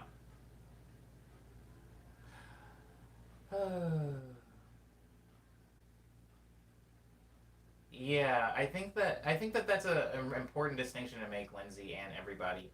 That's why I try to be very, very careful in the stream. I don't know if that comes across, guys, but I do have to be very careful not to come off as bitter. Because I know that a lot of people, even in the stream, even though some of you I know maybe know what an industry plan is now because we talk about it a lot of the time, a good chunk of you guys in the stream still have no idea really what I'm talking about. So if somebody comes, this is the best thing ever, and I am like, nah, I'm good. Like, nah, screw that. I know that that can come off as bitter, especially if you like the thing and you don't see what's wrong. You don't see what's happening. So I'm always careful not to come off as bitter. Joe Budden doesn't have my discretion. Joe Budden and me, as far as ideology, are very, very similar. He just doesn't have discretion. He gets very worked up over things. I will, like, chill and try to approach things from, like, a less offensive, aggressive place. And I think that is why, again, me and Joe Budden are often saying the same exact things. Joe Budden is seen as like a yelling lunatic who's bitter and angry and frustrated and bipolar, and I'm seen as like a level-headed sad boy. So it's just the way you're expressing yourself, but the ideas can be very similar. Eddie says the only person that I don't really like in the podcast is Maul. Yeah, I don't like Maul either. Maul feels regressive for no reason. Again, this is not a review of the Joe Budden podcast. Maybe it was just that the anger seemed directed at the wrong thing, says Lindsay. Maybe. But I've definitely had that. I'm not going to do I don't want to talk about this anymore. Because we can go back and forth all day. But I do think, even me watching that interview, I was angry at Lil Yachty. I'm always angry at ignorance. Because ignorance can lead to, some pretty detrimental things. And if somebody who has like gone through the industry is telling you, somebody who's new to the industry, hey man, this is how it works. And you, the like 19-year-old like kid in the industry, is like, nah man, relax, it'll be fine. I don't know what kind of deal I'm signed to. Like, that's insane. That'd be like if you walked into somebody's house and you're like, "What kind of lease do you have in this apartment?" They're like, "Lease? What's that, bro? Like, I don't even know, man." And they're like, "You can get evicted. You're not protected." And they're like, "Man, I don't know what an eviction is. You need to chill. I'm about to turn on the TV again." Like, you would get really upset with that person because you're just like, "Yo, you're at risk, bro. Like, what's wrong with you?" But again, Joe Budden reacts really big. Some people don't like that. It like rubs people the wrong way. Um, and I've had to deal with people like that too, in the music industry and outside. Also, I've been the Lil Yachty. Guys, okay, so oh, does this shine poorly on anybody? No, it doesn't. Earlier in the stream, guys, Cyber was talking about Venomade and said Venomade can be played on Twitch and it doesn't get like any copyright strikes. And I said to Cyber, I don't own the copyright to Venomade. Would I like to own the copyright to Venomade? You betcha. I would love that. But I was ignorant when I went about Venomade and the people that I was talking to in order to get that song out.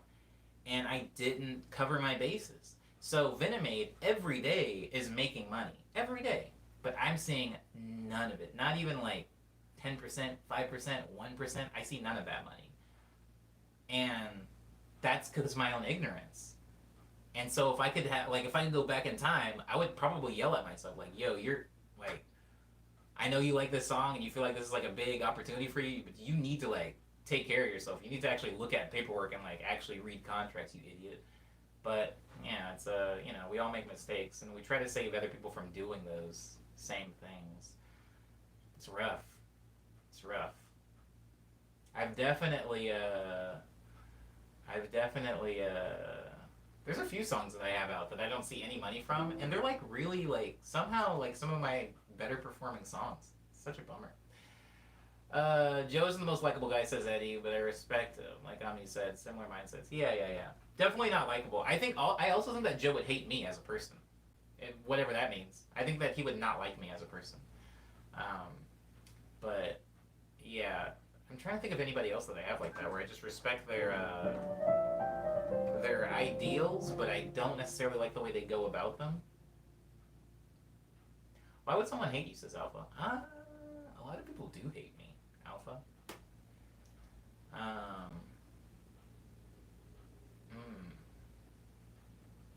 I wish this stream happened in more of a bubble, so I could actually tell you guys like real things, but I can't. It's on YouTube.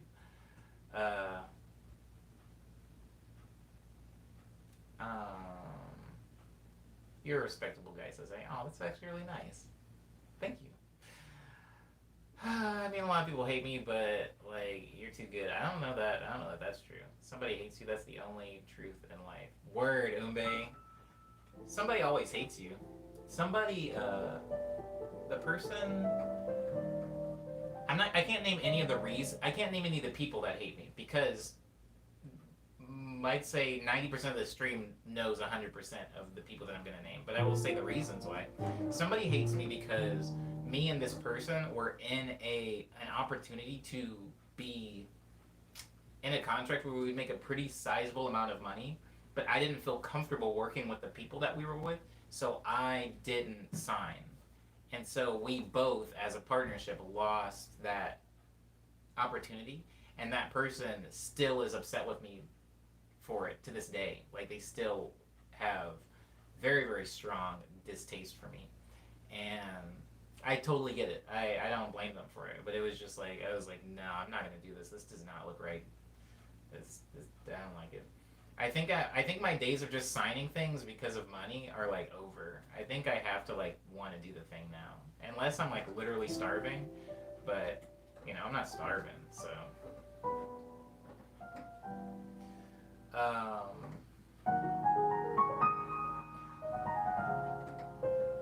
What's fishy about the contract? The amount of time, and also the exclusivity. So basically, the contract was going to do a thing where I, as a musician, it was very unclear where the lines were drawn, what I was allowed to do on my own, right? Like, I, as a musician, was basically going to be kind of like exclusively working for this company, and I was going to be making like nice money, but the amount of time was a lot, the amount of time that I was going to be on contract with them was 6 years. So I would just now be getting out of that contract, guys. And yeah, I said no. Yeah, it was a 6 year contract, Eddie. But it was like very, very good money. And the other person that I was in the other sorry, the other person that I was with was like really needed money. So I felt bad. It was like they like needed money, and I think they probably see it like, oh, because I was somewhat comfortable, I had like a full time job and I was making decent money, that I did this selfish thing where I wasn't caring about them. But it wasn't that. I was afraid of being in a thing for 6 years. I was afraid of being in a thing for 6 years and then getting out of that contract like earlier this year and being like, "Yo, it's Omni Boy, I'm back, baby," and people being like, "What the heck is an Omni Boy? Who are you?" Like I was afraid of that happening, and so if I did take that contract, I probably would be living in a nicer place than this. But I don't know. I just yeah, I like things like that, especially at the age that I was. Like something like 6 years was scary to me. I still am scared of like even 2 year contracts are scary to me. Anyways, do you think the deal worked for them in the end? I mean, they're fine now. They don't do music anymore. They don't do music anymore. They have like a kid. They have a family. They seem okay. Um, I like recently was in a group thing with them because somebody we know in common died, and so we had like a little group thing, and I could still tell they were like pretty mad at me. Like anytime people were like, "Yo, what have you been doing? What have you been doing?" and they asked me like, "What have I been doing?" I'm like, "Oh, I'm just like doing the music thing," and there was like very notable like disdain from them, and so yeah, they're still mad about it, and so it's there's just nothing I can do about it. They're mad at me for that. Um, Somebody else is mad at me. Some of you'll know what this is. So if you do know what this is, just don't say it in the chat, please. I would appreciate that. But somebody else is mad at me because I left a partnership with them. Um, what? Oh, pretty recently, like a year or two ago, 2 years ago. I left a partnership with them. I was in a thing where I was like making all the music for them, and I just got tired of it, and I was like, nah, I'm leaving. Kind of like how you quit a job. I was like, no, I'm like done with this. I haven't liked this. I haven't been happy in this partnership for a while. So before things come to like blows or arguments, I'm just gonna go ahead and dip. And they still are very upset with me to this day for it, and are like regularly like dealing with people they know I don't like, people that have like also mistreated me. It's like really really petty and weird, but that's happening. That's another person that doesn't like me. There's another person that doesn't like me because I played a show that they didn't want me to play.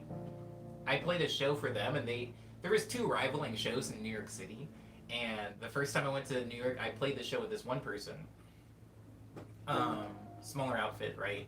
And they kind of took a chance on me, and I played the show with them, and the entire time they were like, "Oh," and then there's these other guys in Manhattan. Never play for them. These guys are like sleaze bags. I can't stand them.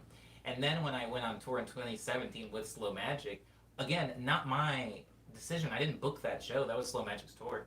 We played for those people at that venue, and that person like flipped out on me, and they were just like, "Yo, yeah, I see you're in my city. Like, oh, I would go to the show, but you know who's there. Like, I'm not." And I'm like, "Yo, I didn't have anything to do with this. Like, honestly, I'm just happy I'm getting paid." But they're still mad at me for that. They like unfollowed me on everything and called me a snake and stuff. And I was just like, God dang! Like, there's a lot of people that are mad at me, in like the industry for like really, I get it. Like, I'm not saying any of these people are. They have their reasons.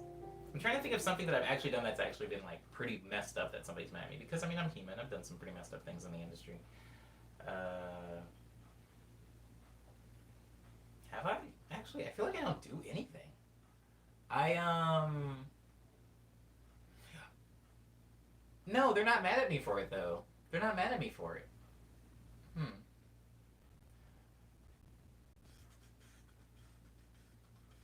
Who?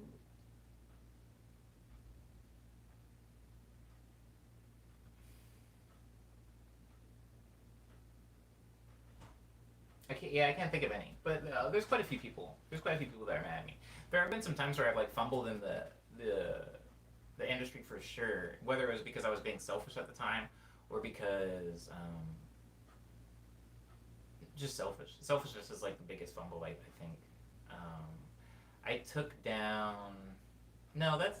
I guess that's selfish. I guess that's selfish. There was somebody that I made a song with, and we had a falling out, and I just didn't like them anymore, so I took down the song. I like took the song off of all streaming platforms, and that song happened to be a song that like they were also getting 50% of the revenue from, so it did cut off a revenue stream for them. But I like didn't care. It was on my account, and I didn't want to have to see the song anymore, so I took it down. That was kind of petty, I suppose. That was no, that was not. I suppose I'm sure that was petty. But they're not mad at me for it. I think they understand. Um,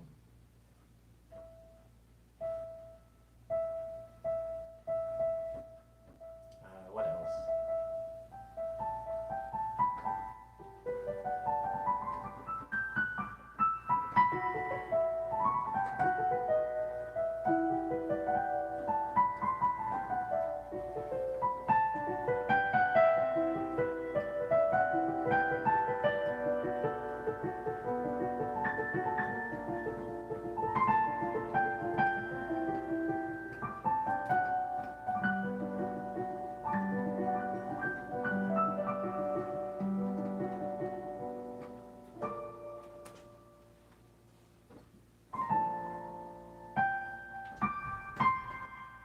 How do I remember those notes? So weird.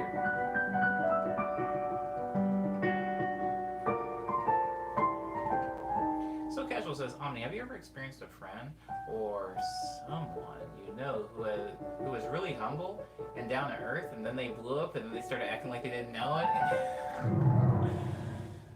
Yes, but I can't say his name because some of you guys know who he is. Whoa, what if I typed his name and then I deleted my own comment? Maybe I can do that. That way, if somebody pulls up this video later, there's no record of me actually saying it.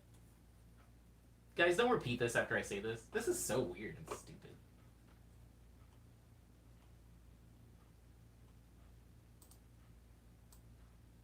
Is it Riff Raff? That's pretty funny. That's pretty funny. No, it's not Riff Raff. Anyways, Crow says who that? Don't worry. No, Alpha, don't be like that. Don't be like that. This isn't me saying that this person is bad. I'm just gonna chill. This isn't me saying that this person is bad. This isn't me saying that this person is bad. So everybody chill, calm down. I shouldn't have said this. That's just an example of somebody who I knew was around, and then suddenly they were like, there was a dip, like they were super humble, super cool, always set me up, like, yo, your music is so good, like, oh, we gotta work on something. It went from that to like radio silence, and then like a track coming out with like Kate Renata and me being like, oh, okay, my bad, god dang. So definitely not a bad person, but yeah, I think when you move up in the industry, you just become a little bit you like move up. I don't know. You like level up, and now you're talking to all the level 10s, and you're not talking to level 5s anymore.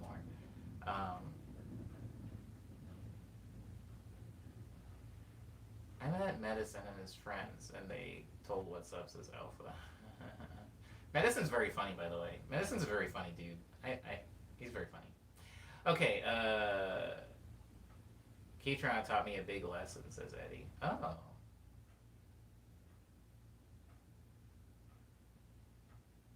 Forgot I have to delete my own messages. Yeah. I'm just saying, again, clean up. Everybody, everywhere. He's not a bad dude.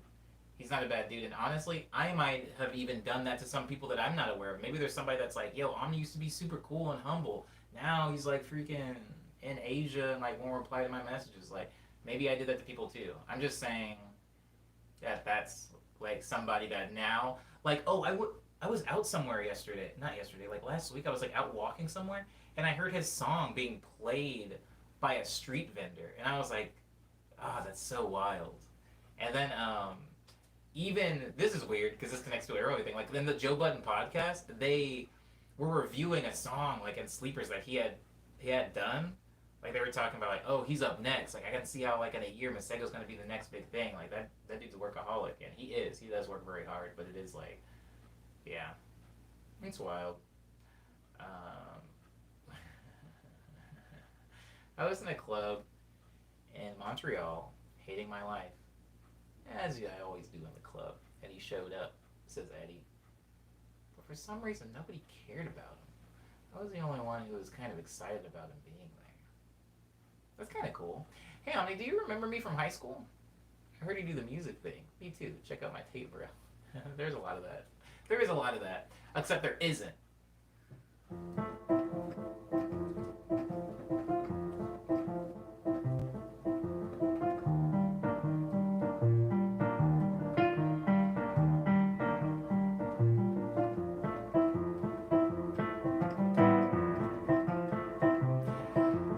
I think people from high school don't really hit me up about like music promotion and stuff like that because they have no idea that I even make music. A lot of people from high school have no idea that I'm here and that I exist. A few people have hit me up in like the course of 5 years, but very few. He was most likely the hypest, richest, dopest guy in the club, but he was just cowarding in the corner, says Eddie. Yeah. That's chill. That's chill. Good question though, Kursmart. Good question. I'm almost sorry I answered it. I didn't want to upset the stream, but I feel like I'm far enough away from that dude where like I can say that and it's not like gonna travel through like weird things because we have like so many friends in common too. It's like Olu's like homies with them, freaking my homie. I always be forgetting her name now. We have a few friends in common though.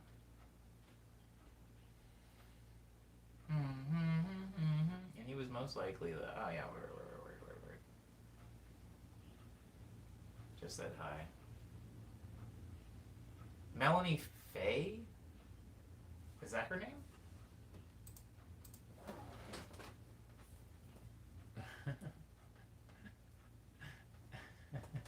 Melanie Faye is like maybe our dopest friend in common. But Melanie Faye also will. Oh. Yo, that's like wild, by the way. That's like wild. This is a bad stream. I'm gonna have to delete this. Melanie, like, literally would, like, hang out in my room and, like, work on music. And we, like, eat and, like, hang out and talk and stuff like that. Homegirl will not respond to anything anymore. Melanie also hit that, like, thing. I think when Melanie started, like, doing stuff with Mac DeMarco, she was like, Omniboy who? And just, like, stopped talking to me. Which is, like, chill. But I do like her a lot. She's really cool. Also a very hard worker. Also had a viral video around the same time my Bad Bougie thing went off. Maybe that's the only reason that we were hanging out. Also, I don't love Mac DeMarco, so it put us in this like really weird thing where I was like, she was cool with Mac DeMarco. Mac DeMarco was helping her career a lot, and I was like, kind of hate that dude. Love you a lot. Hate that dude though. And I think that also like did some stuff with us. Like even when she was out here, to she played at the Hollywood Palladium, and she like hit me up like the next weekend. She was like, yo Omni, like if you want to come through, after the show, like we're all gonna get dinner or something like that. Like me and Mac and like I think like even Thundercat like came. No, Thundercat did come. I don't think Thundercat likes me, guys. I think I've said this before in the stream. I don't think he likes me, but that's a completely different story for another time. Yeah. Anyways, she invited me out to the show, and I went to the show, and it was like cool. But there was like this weird energy afterwards because I was just like, yo, I like kind of hate this dude, but I like want you to succeed, and the fact that you're opening for Mac DeMarco is such a big deal because this show is like sold out. I think there is no Thundercat tea. Lindsay, there's no Thundercat tea. Homie's dope. Homie's dope. I just think he doesn't like me.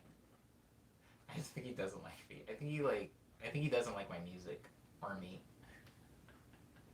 But he's cool. He's very cool. He likes Melanie a lot. Him and Melanie get along really well. I can't believe I'm hearing that name. Found Thundercat in sophomore year, says so casual. Oh. I wish I had the opportunity to be disliked by Thundercat, says Goonbait. That's a wild thing to say. I hope he doesn't recognize me, says Alpha. Talking about Thundercat. There's gotta be a reason why you think that, says Lindsay.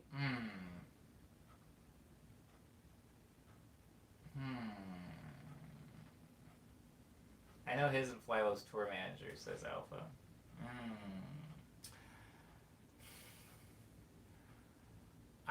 I don't think it's personal. I don't think it's personal. Maybe I said something weird. Maybe my posture was weird. Maybe my outfit. Maybe he saw me in like the button up and the bow tie and everything, and like he saw the gloves and the glasses, and I was like, screw this guy. I don't know what exactly what happened, but I didn't say anything weird to him.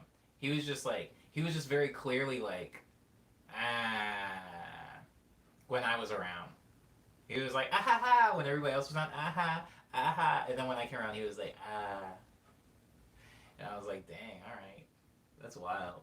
And I was like, this is a really weird environment for me to tell you that I love your music, dude, so I'm just gonna not say anything, but his music is really, really good. Jaime says my Spotify just started paying him how random. I guess that's random. Yeah, I guess so. Thundercat is funny online, but he seems like he hates the world in person. I think Thundercat's sad. I think all musicians are sad. Whatever. In my professional opinion, I think you're projecting. Man walks around in do-rag and Dragon Ball trunks. Yeah, Cyber, but there was a thing there was like an energy. You know when you just like feel like when everybody's like aha, and for you it's not. For you it's just ah. There is like a thing. Maybe he doesn't like bow ties or something. Maybe he thought I was doing too much. Maybe he thought that like I was like there was a costume or something. Maybe he thought that wasn't how I looked all the time. I do this to people that I don't hate, says J-Lo. It's just because I'm basically, oh, well, I don't think he's that. I don't think that Thundercat assumed it, eh? I understand that. I totally can tell when someone doesn't like me. Energy, for sure, says Jaime. He used to dress nicer back in the day. Then he started dressing crazier, covered in Gucci. Maybe he felt intimidated by your swag. That's a really sweet thing to say, Cyber. He was trying to out-weird him stepping on his turf. You know what, Curse Mark? I'm not saying that, but maybe that is it. Actually, maybe that is it, because I've even felt that sometimes, when it feels like somebody's like stepping on my specific zone. That's a good point. I don't know. I hope I can meet him again, but I feel like our only friend in common is Melanie. Well, we have other friends in common, but none that were as nice to me as Melanie was. I miss Melanie. She sat right here. She sat where I'm sitting right now and told me a really cool story about Nashville. Anyways, just maybe other reasons, you know, says Jayla. Yeah. Dancing to Return the Mac, says Eddie. Burlesque myself Thundercat. He was dressed in Naruto character in IG Live with a blonde. Oh, I actually saw that. I saw that live. What about Daedalus?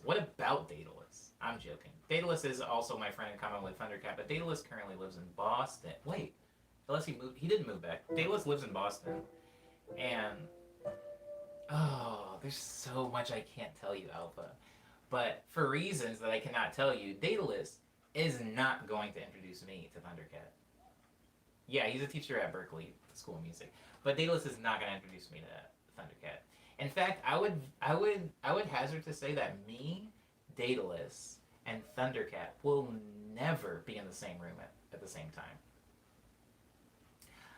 I would say that me, Daedalus, and Flying Lotus. I'm gonna say something. I'm gonna say too much. Anyways, I don't think that's ever gonna happen. Are all three actually the same person? Says Eddie.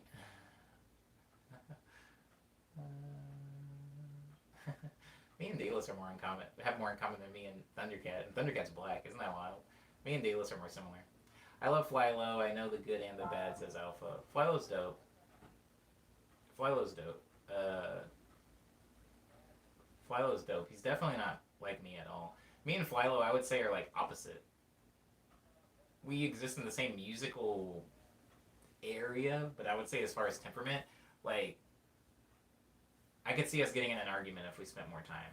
Like, one-on-one, I could see us getting in an argument. But he likes to trip out a lot. Yeah, he has, like... I'm going to say one thing, and then we do need to move on because we're almost at 3 hours. I have no problem with drugs at all. As somebody that never takes drugs, I don't drink, I don't do drugs or anything, but I don't have a problem with them. I don't judge people that do them. That's fine. Do your thing. I mean, as long as you're, like, not hurting yourself or the people around you, like, freaking have a good time. But I do think that people who have had extended, and I don't think that this is a hot take, I think that people that have had extended amounts of time spent with psychedelics, I do think that their brain is permanently altered onto a different plane or a different level or a different box or something. They're thinking differently, and typically I have like friction with these people. And maybe I'm just too close-minded. Maybe I've got like gutter doo-doo brain, and they've got high, enhanced, enlightened brain. I don't know what it is, but like usually when people like mess with psychedelics a lot, like it's a lifestyle, I usually have a hard time like really falling into a place with them. And so that is a thing. That is a thing. And I don't think it's a bad for any two people. I think it's just an incompatibility issue. And since I'm not about to like do a bunch of acid and shrooms and like freaking peyote and all that stuff, like I don't think that I'm ever gonna be able to bridge that gap, unfortunately. Heart is pure, brain is trash. So casual, you remembered. I have to ask a fellow black man with dreads, how often do people refuse to believe you when you tell them you don't do drugs? And how often white girls ask you for drugs in the street? Okay, so I had, oh my god, I'm actually really glad that you asked this, Eddie. This is not funny. This is actually kind of sad, maybe a little racist. I don't know. But I went to, oh god, Broke LA used to be a festival in Los Angeles. And there was a summer that I played two festivals in the same summer. And my friend, Ricky, who was also my roommate, was around me a lot then. And he has like more of a shorter fade, and I have hair like this. And me and him had a bet on how many white girls were going to come up to me at the show and ask me for drugs. And I said that it was going to be 20 girls, and I was like doing it as a joke to like be like, oh, it's going to be this high, when really it wasn't. It was going to be like 7 or something like that. And he was like, there's no way. There's zero way that 20 girls, I don't even think there's 20 white girls at this show. And I was like, 20 girls are nothing. And he was like, all right, I'll say like, I think he said 10. No, it was like a weird odd thing. It was like 9 or 7 or something. He was like, I'll say like 9 or 7.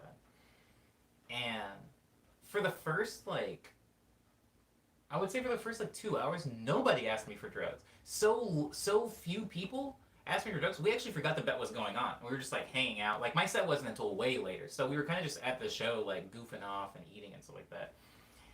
And it was like within 1 hour, it was just like boom, boom, boom, and then a group of girls came up, boom, boom, boom, and then somebody would be like, "Hey, man," like, so this girl would start talking to me, and Ricky would be like, "Oh man, I think maybe she's like interested in you," and I was like, maybe you're right," and then she would just ask me for drugs, and then when I didn't have any drugs, she would just disappear. She would like despawn or something. It was so wild. Anyways, it ended up being over 20 girls, and like that's something that me and Ricky still laugh about today. Like we're in the same like Discord channel, and he always like jokingly will like ask me for drugs in like a white girl voice. It's always really funny. Anyways, Eddie was the one asking this. Yeah, it happens. It happens quite a bit. It happens quite a bit. If I'm wearing like if I'm playing a show, typically it won't happen. Like because I got my button up, I got my bow tie, and stuff like that. I look the way I look, and so usually that counteracts my hair. But and this was a festival. I think those girls were just like, "Yo, there's only like 4 dudes with dreads here, and this one is closest to me, so I'm gonna check him." I think that it is a thing, and if I think about it too much, I can get a little upset. But if I'm just like thinking about it lightheartedly, it's kind of funny sometimes. If you can make like a game out of it or make like a bet. A lot of they're definitely off, says Chris Mark, talking about people that have done a lot of psychedelics. Psychedelics can alter your personal and mindset without the user actually knowing how much they've changed, especially if no one says anything to them.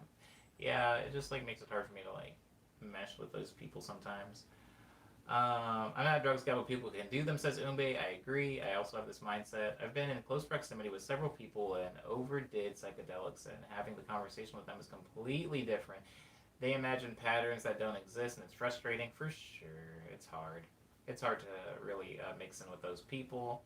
I really get angry now when that happens, says Eddie. I feel you. You are entitled to that anger. Absolutely. Talking about just white girls coming up and asking for drugs.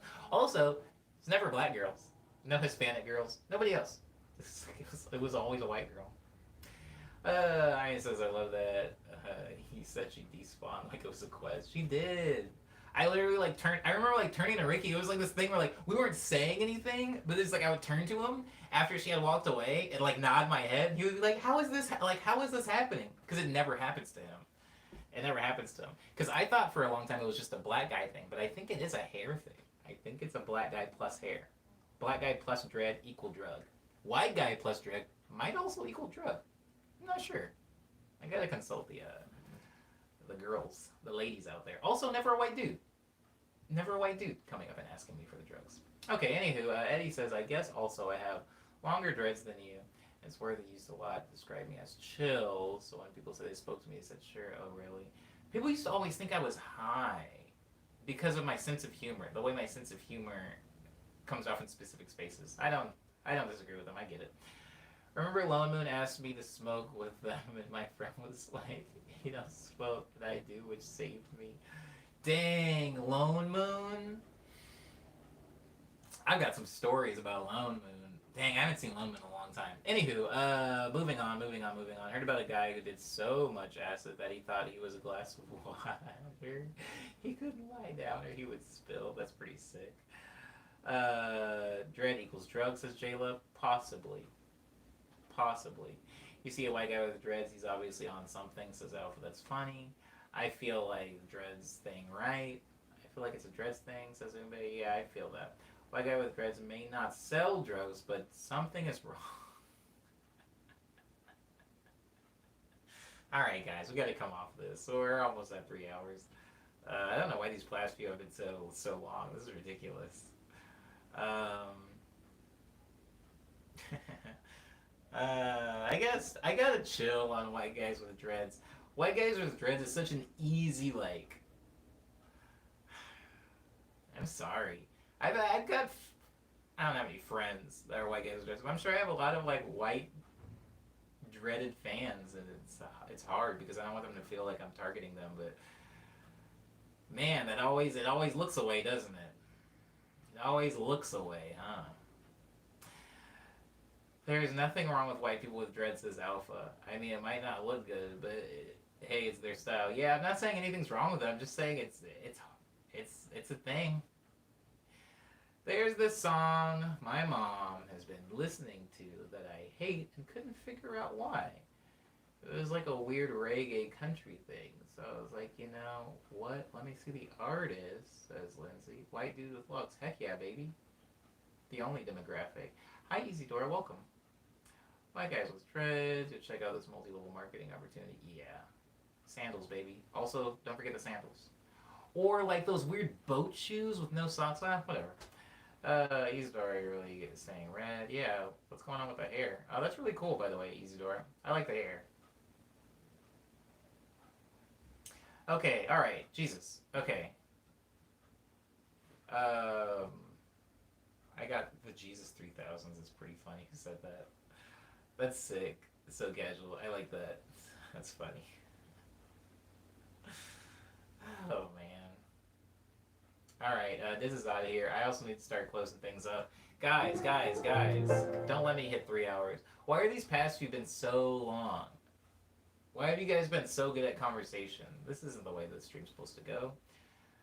Okay, guys. I have 2 pieces of music that are out. They've been out for a year now. One's called Quick Breath. The other one's called Ego Death.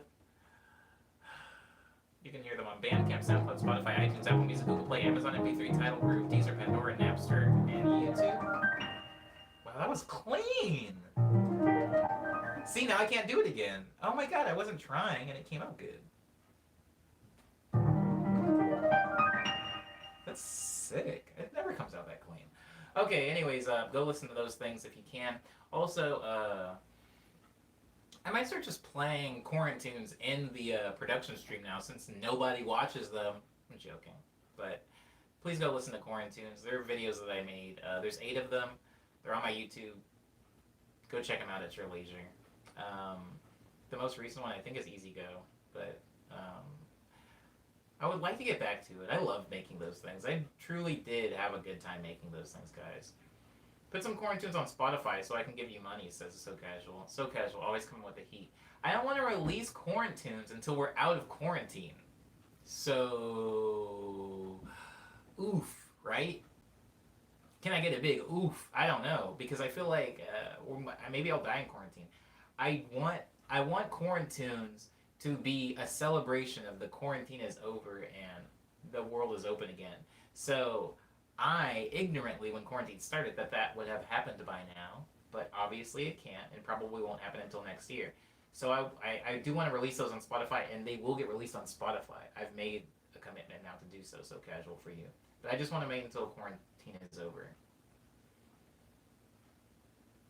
Quarantine's really got me inspired to work on stuff and be productive. That's good. Wow. Okay. Word up. I like that. Jaime. I will try to get back to it, guys. I will. I promise. It's just it doesn't feel right now. But yeah, they're on YouTube. You can listen to all the quarantines now.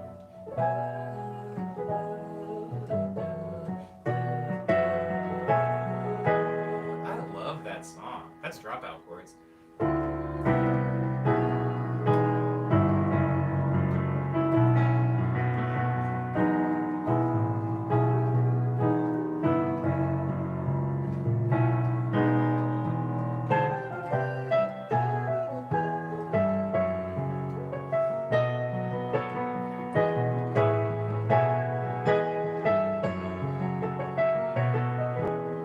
Such a fun song.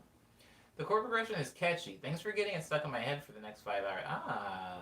Thank you, Cyber. I'm glad that you like it. What's weird about that chord progression, Cyber, is it's it shouldn't be catchy. That is not a pop chord progression. Nothing about this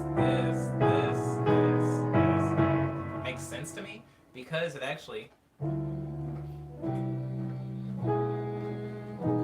those are two different keys. Like first chords are in one key, and then the three and fourth chords are in a different key.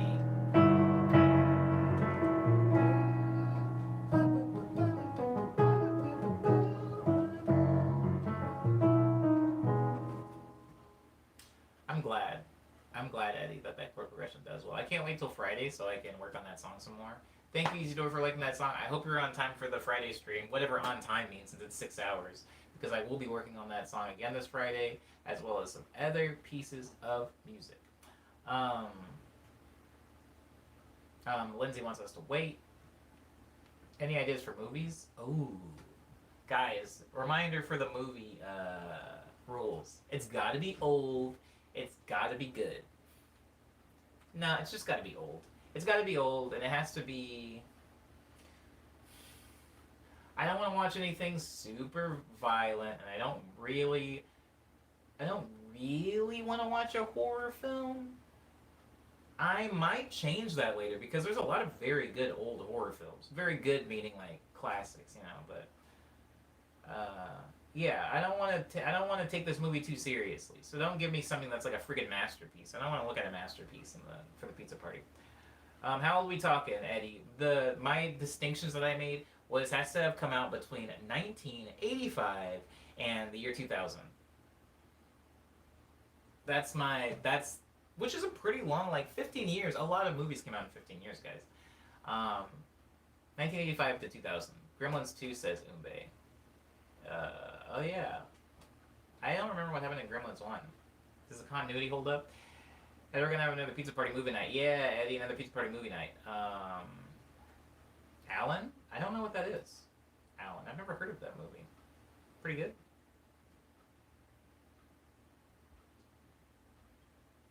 Why is everybody laughing? Is Alan a good movie? Alien. Oh, I'm so sorry. I'm sorry. It's a lot of lines next to each other. The text is pretty far away from my eyes. I'm sorry, guys. Alien. Don't make fun of me, guys, but I saw Alien for the first time this year. I had never seen that movie before. I saw it for the first time this year, and I was like, oh, okay. But there was that one scene where Homegirl is in the underwear, and that like really bothered me. I don't know if it was like the director's decision to put her in like underwear that were literally like made for like an 8-year-old. They weren't even like, oh, these underwear are like sexy and small. It was like, yo, these are underwear that like I wore in 3rd grade, and they put them on a freaking adult, and it is not pleasant. I don't even really. Whatever. That was done to make her vulnerable. I know. I don't know. I'm hearing now, and I get it. Uh, I'm sorry. Uh, they're legit children's underwear. I so badly want to look up a video of it or photos of it now, but I'm not gonna do that because it makes me feel gross. Do it on your own time if that's something you want to look at. But those are the way the way the underwear fit. It's like, why are we doing this? Is what I thought when I saw it. I was like, what's the point of this?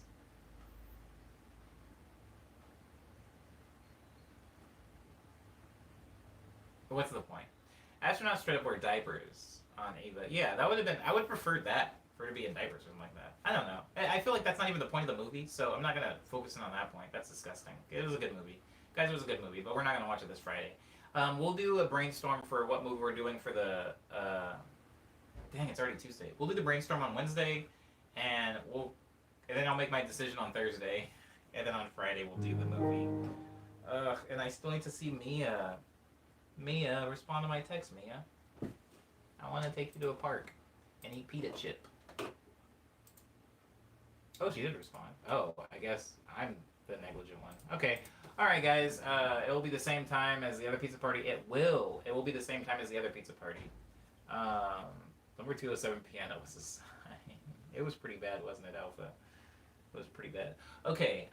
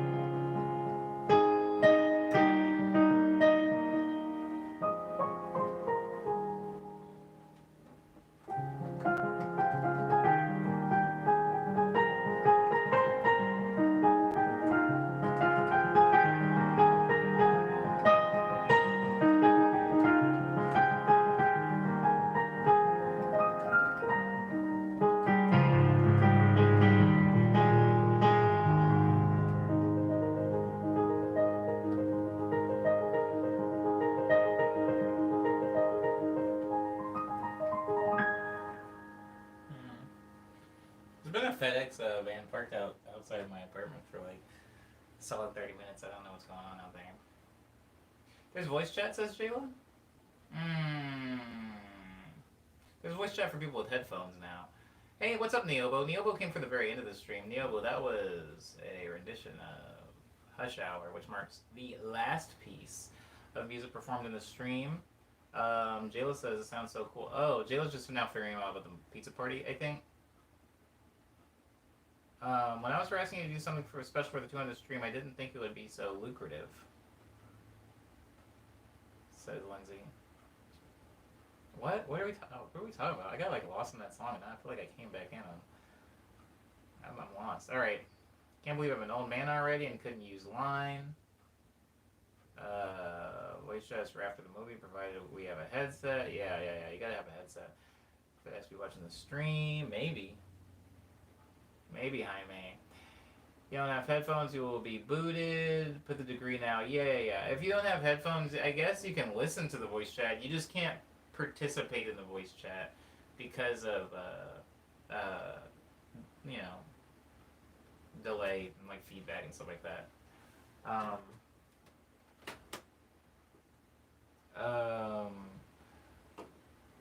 But yeah. I will move disruptive people. I'm also, while you guys are coming up with movie recommendations, I'm gonna. Ooh. Wait. How did I do that? How did I do that? Oh. That's cool.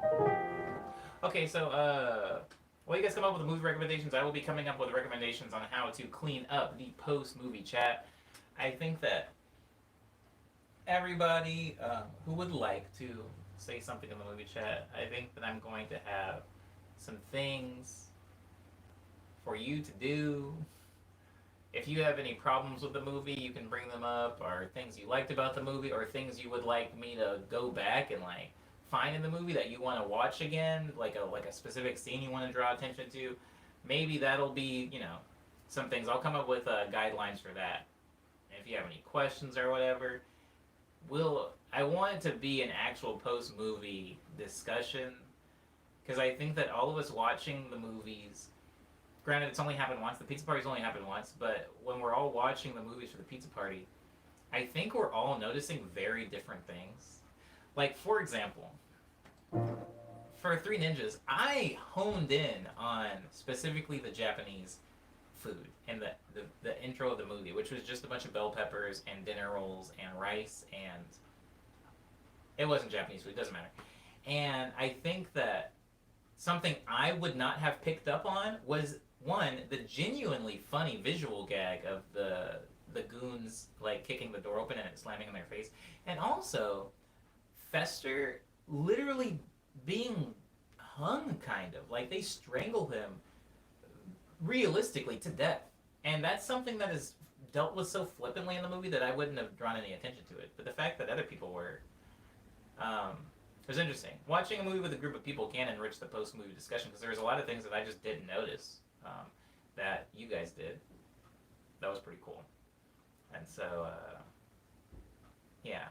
Anywho, I did play Hush Hour. Thank you guys so much for being respectful to me and polite to each other. I hope you guys have a good Tuesday ahead of you. It is Tuesday, which is Pizza Nista Tuesday, so I will probably be in downtown at some point eating pizza. Really quickly, guys, downtown LA is so sad right now. I drive down there. I don't even take the bus and the subway because, COVID and stuff like that. So I drive down there to get my pizza, and it's like there's hardly anybody there. There's construction everywhere. People are taking a lot of advantage of the fact that there's no people really out to just do construction everywhere. So downtown is like really going through it right now. So anyhow, that's probably what I'm going to be doing today, and then working on stuff. I hope you guys really do enjoy your Tuesday. I'll be back here for Morning Medley number 208 tomorrow at 9 o'clock. Are there still protests? There are still protests, Alpha. There are.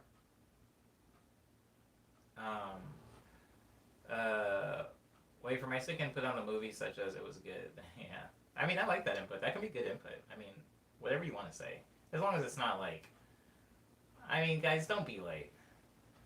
Don't do the thing.